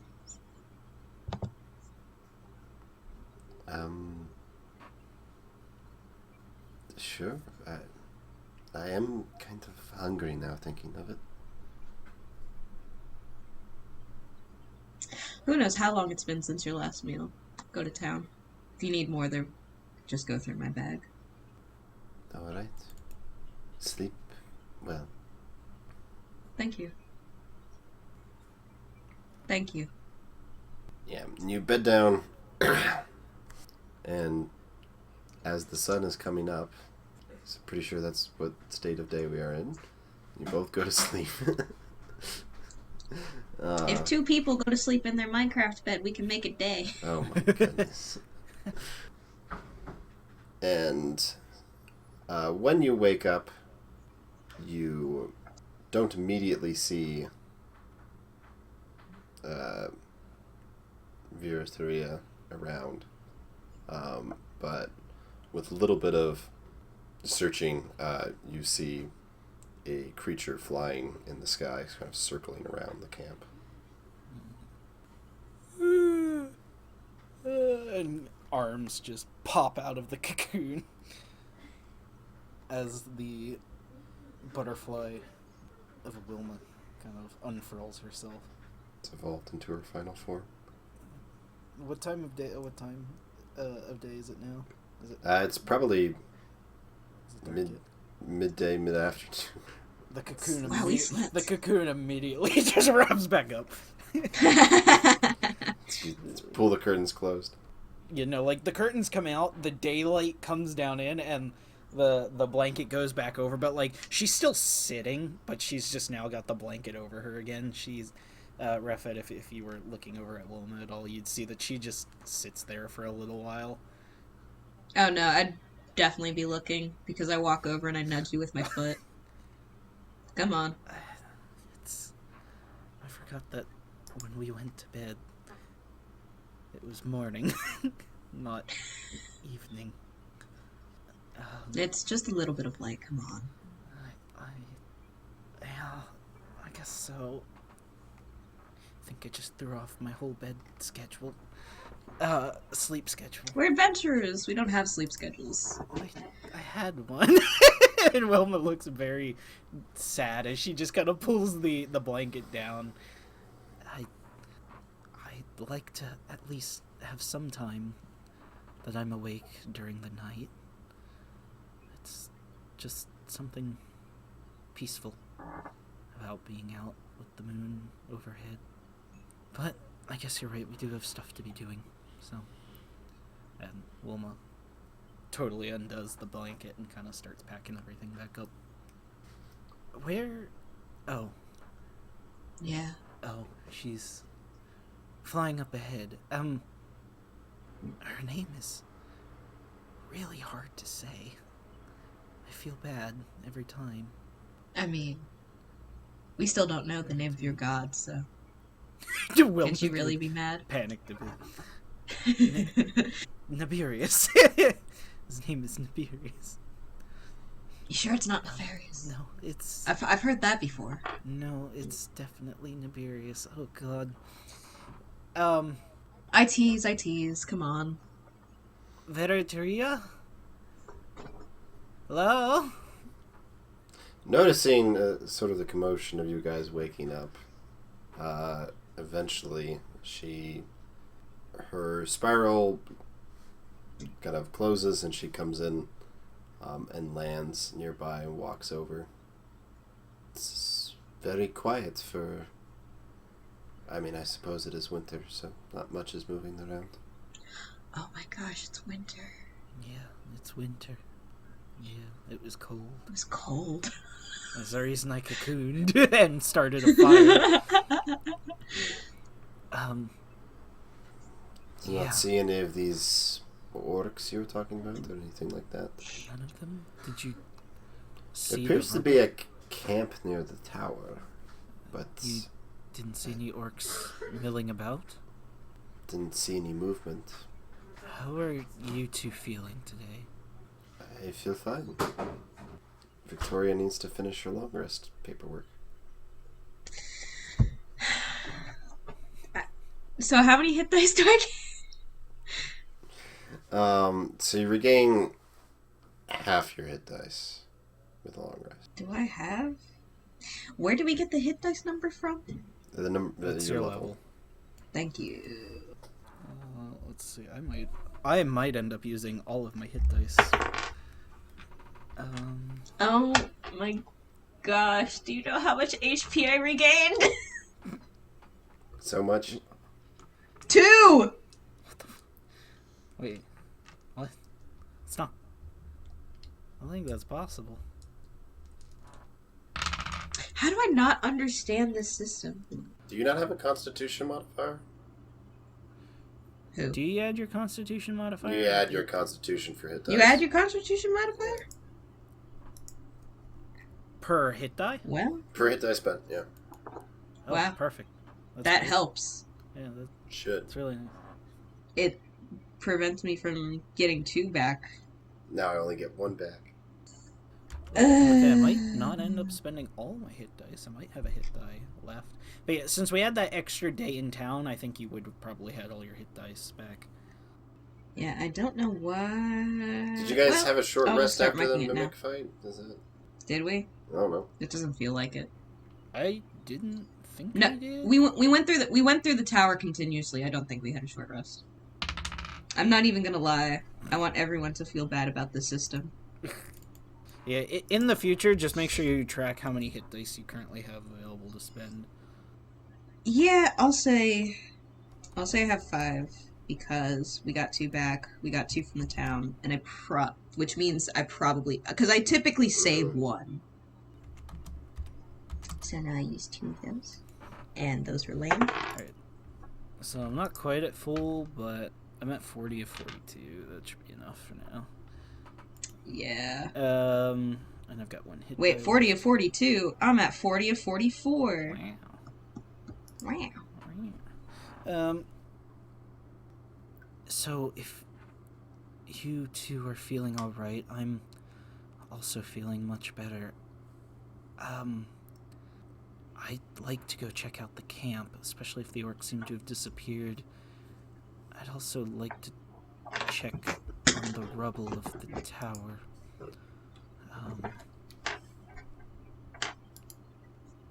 I would like to look for that box if possible, but there's also that little creature in the library.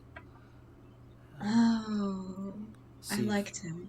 I mean, yeah, sure. But we may also see if we can find those knives of the orcs that we killed in there. Of course, if that ellip's still around, we need to be on high alert, so even if the orcs aren't, we may still have to be careful. I have no problem going back. Will you be okay? She says, turning to the angel. I'll come with you, yeah.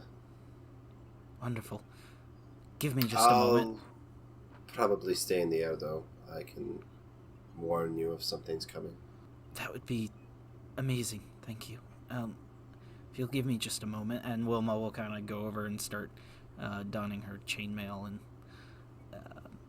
picking up all of her stuff and getting it ready to go. He has her new shield in her hand. All right. Well, if you guys are ready, I am ready to go as well. I'll take that as a yes. And Wilma will start trudging, kind of following the same trail that they took the other day to get back towards the edge of the woods.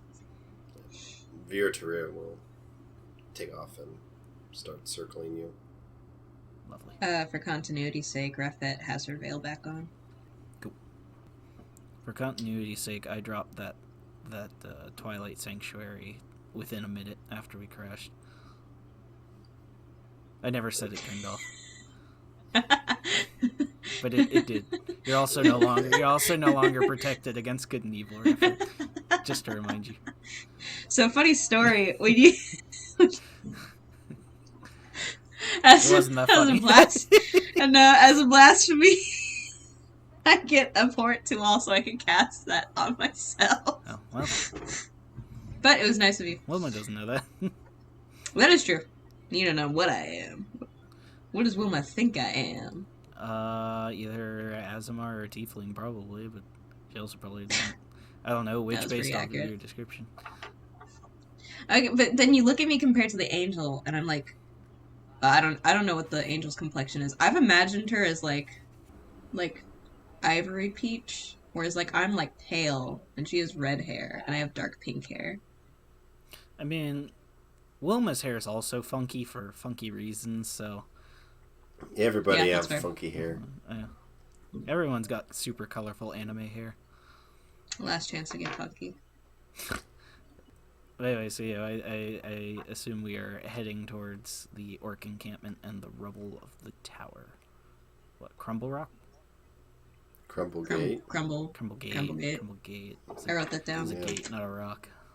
So yeah, coming back, you see that like half of the tower like fell over. So you kind of got like half of it standing up, and then there's just debris around it. And yet you can see the camp, and yeah, there doesn't appear to be. Well, make a perception check. That's always the. No, give it to us for free. The way he changed so quick. That is a nat 20 plus 4. So 24. 16. Let's go. Say so it. The two of you don't really see any movement in the camp. Well, I'm not surprised, considering that's exactly what Veritarius said, but where did the orcs go? I'd like to enter the camp, but we should be careful and on guard. Just stay behind me. And keeping her shield up and kind of axe at the ready, we will enter the camp. And she'll just kind of like walk down in between tents and like around areas, and she'll be like looking inside to see if they can find any orcs or anything that may give clues as to what happened to them. And she'll also be looking for any knives. Mm-hmm. Left behind. So yeah, walking into the camp, you see a bunch of orc bodies. God. Oh God. Yeah, you can make an investigation check if you want to find knives. Yeah. All right, I'm using this die more often. That is a non-natural 20. 15. All right, so between the pair of you, loot the bodies. Yeah, you get 25 of those. Jeez. I think, are they stone or are they flint knives? I forget. Hard work. Stone. Yeah. Why would they be flint? You can make flint knives. 125 gold. Easy! Yeah, so someone marked down knives. You just got a bucket full of knives. Yeah, I'll do it.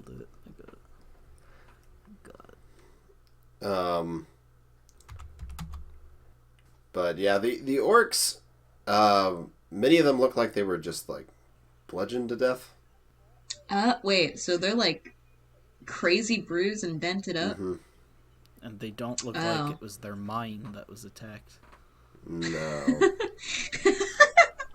It doesn't look like they were... Are you good? How'd you see that? Can I make a medicine check to see if their brain is mush? Some of them do have mush brains. Yeah. But is it yeah? because So of bludgeoning is it damage? from the bludgeoning damage? You can make a medicine Medicine check. check. Yeah.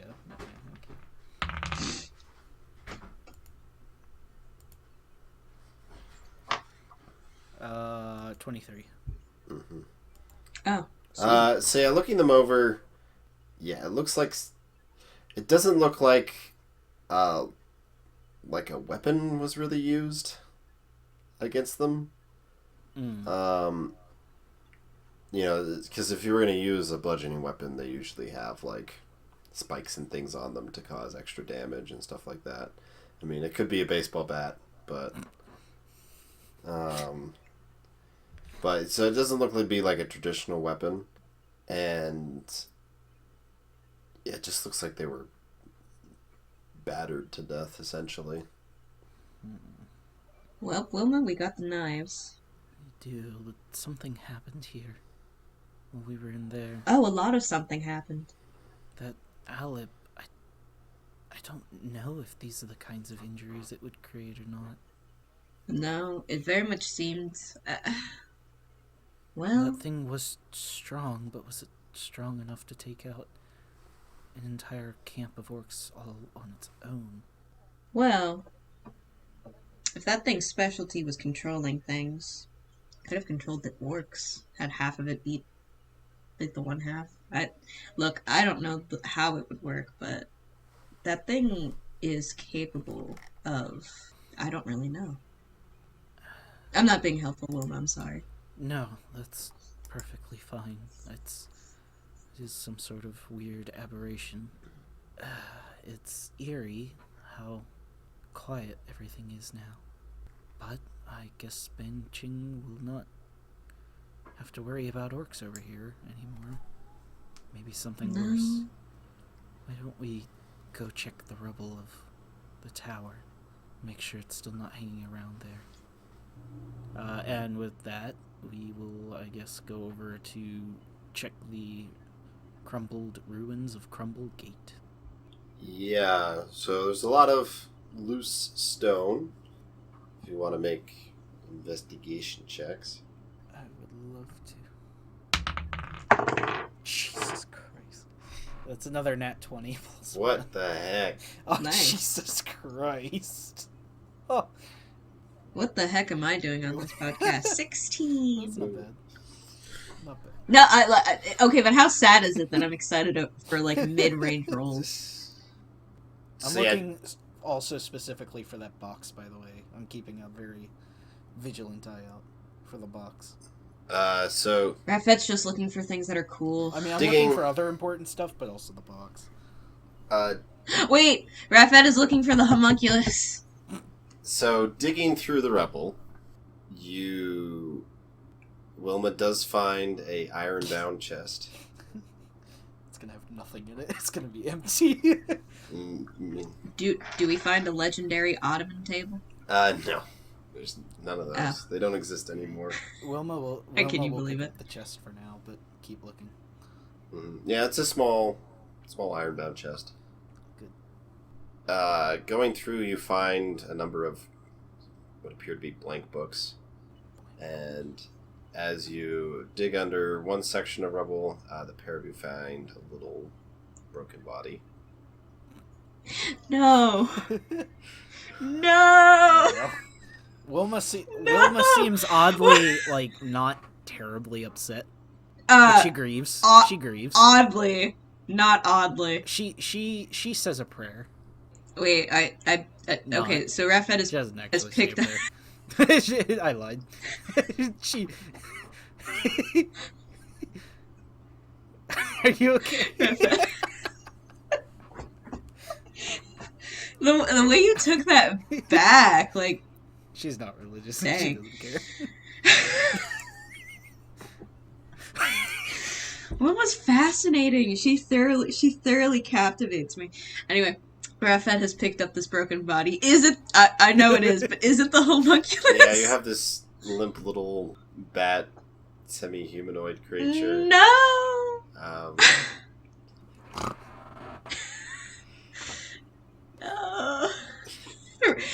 Rafet feels great anguish. Just kind of has over its this. floppy wings.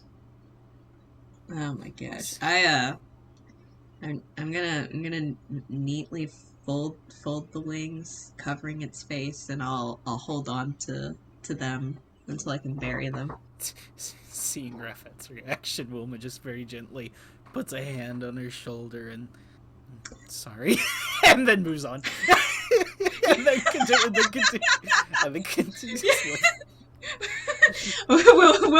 Wilma just hears like a sniff, just like a yeah, okay. Well, Wilma looked much more concerned directly for you than the actual homunculus. But she has moved on to keep looking through the rubble just to see if there's anything else. One of us has to have a heart. Wow. Yeah, that's about what you find in the rubble. You find the knives of the orcs that we killed. No. It's a lot of rubble. This was a 3-story tower that had infinite width. Just checking. Oh, that's right. I forgot about that. There's so much sand and water. You find a bunch of dead fish. Gosh! Wait a second. There was a beast in there. Yep. Oh Did we my find gosh! A dead beast carcass? No, wait. Okay, wasn't it like huge? Wasn't it like a thing? May never know. Victoria has the theory that it got loose and killed and trampled the orcs, but that's just a game theory. That's just a game theory. Okay. You find a couple of like skeletal remains that were a little further away from the tower that you like have been crushed by the falling debris. Yeah. Okay. Oh yeah. Yeah. Oh yeah. Wow, yeah. it's all coming back. Not seeing anything else of super particular interest, it's at that point Wilma will then kind of set the chest down and open it. It appears to be empty.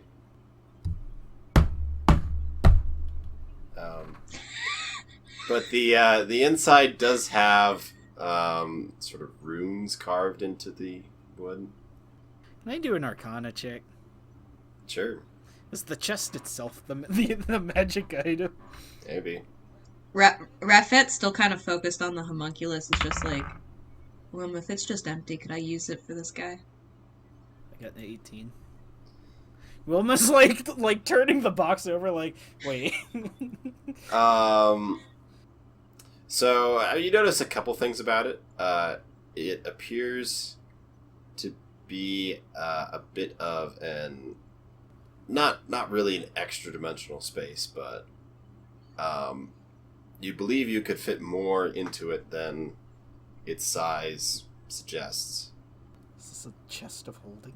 And it seems to have some kind of the best word for it would be exchange function, but you're not entirely certain. Wilma oh no. Wilma like stops and just thinks for a moment. There are some gears turning in her head as she like slowly like puts the chest back to normal and kind of like closes the lid, and then hearing Rafet ask if they could put the body in, Wilma will say, "Sure. Here, go ahead," and she'll open the lid and kind of hold the box in front of Rafet. You okay? I didn't think it'd affect me this much. I'm sorry, Wilma. I know you didn't like him, No, it but was fine. I thought it was cute. And she puts him in the box. Do I exchange the body for anything?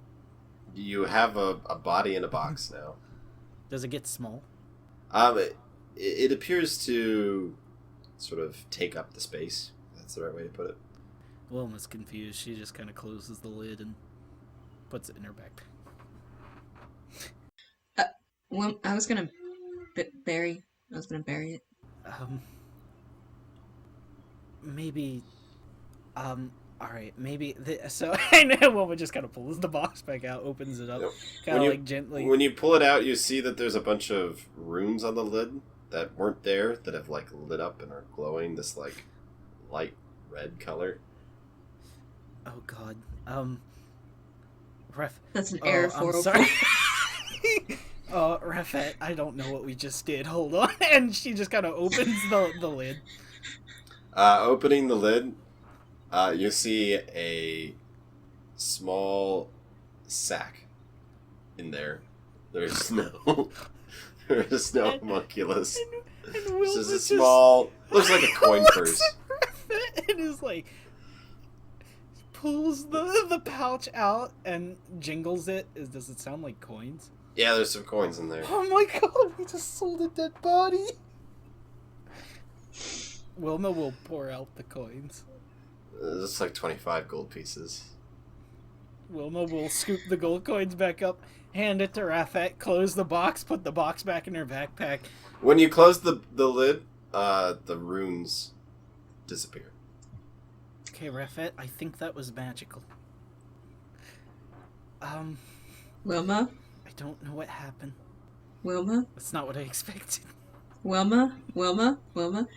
I'm going to ask a question, and you're going to say no.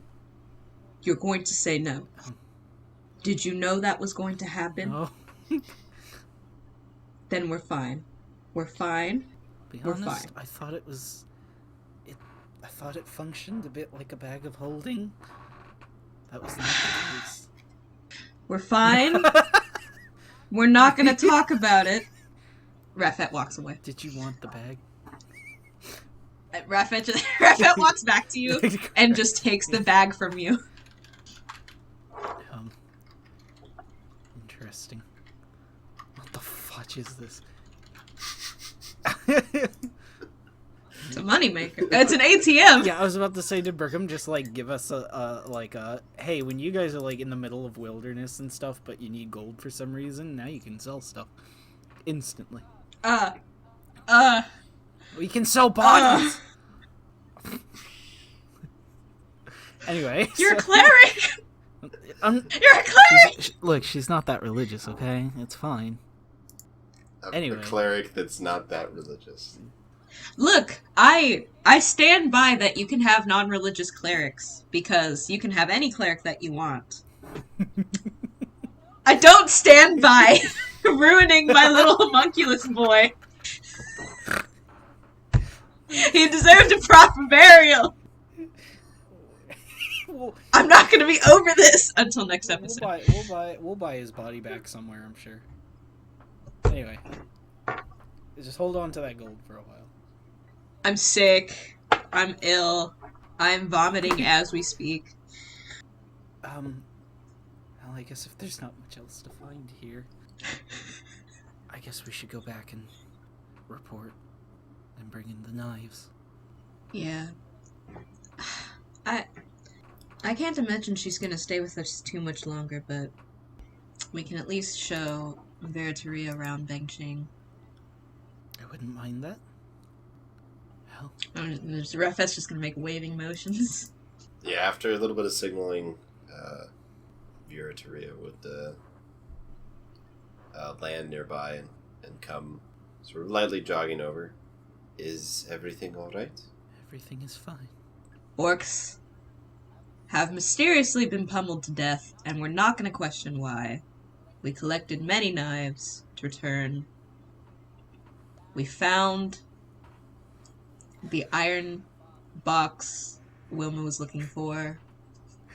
You were looking for... Bad news. Sorry. No, Don't worry about it. Go ahead. You were looking for an iron box? She was. I do not remember an iron box. It's an Ironbound Chest, but yeah. It's an Ironbound Chest. It's a box. It's not made of iron, it has iron bindings on it. It's a There's box. the word iron in it. It's an iron box. Oh my goodness. Anyways. It's an ottoman table. Oh, that was the last shot. Oopsie. Brigham looks so upset. The rest of the tower just falls over.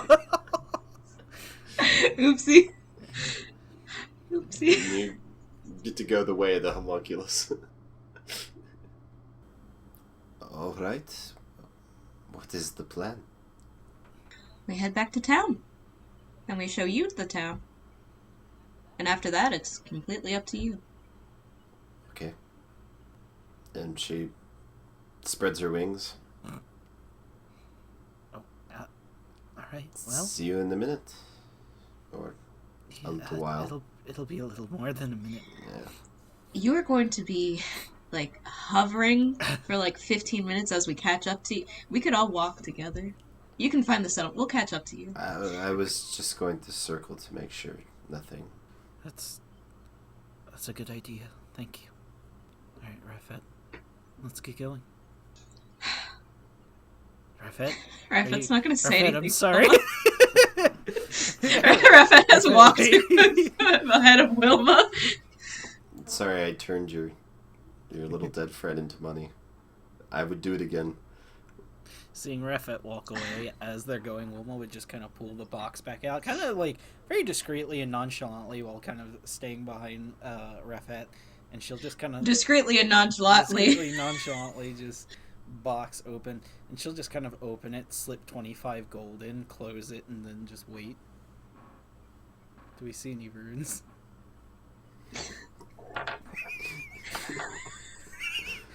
It's a currency exchange system. I would like to buy one homunculus body, please. Nothing happens. You gotta sit there for a couple seconds. Nothing happens. Okay. Wilma just kind of dumps the coins back out, puts the box away, and keeps walking. So yeah, you guys travel through the woods. The several hours that it takes to get back to Bangching. As you clear out of the woods, you can see flying above is Viratoria. But you notice that something is off with Bangching. Oh, great. It appears a section of the wall has been broken down. It's episode 3 of Attack on Titan. It's all over, boys.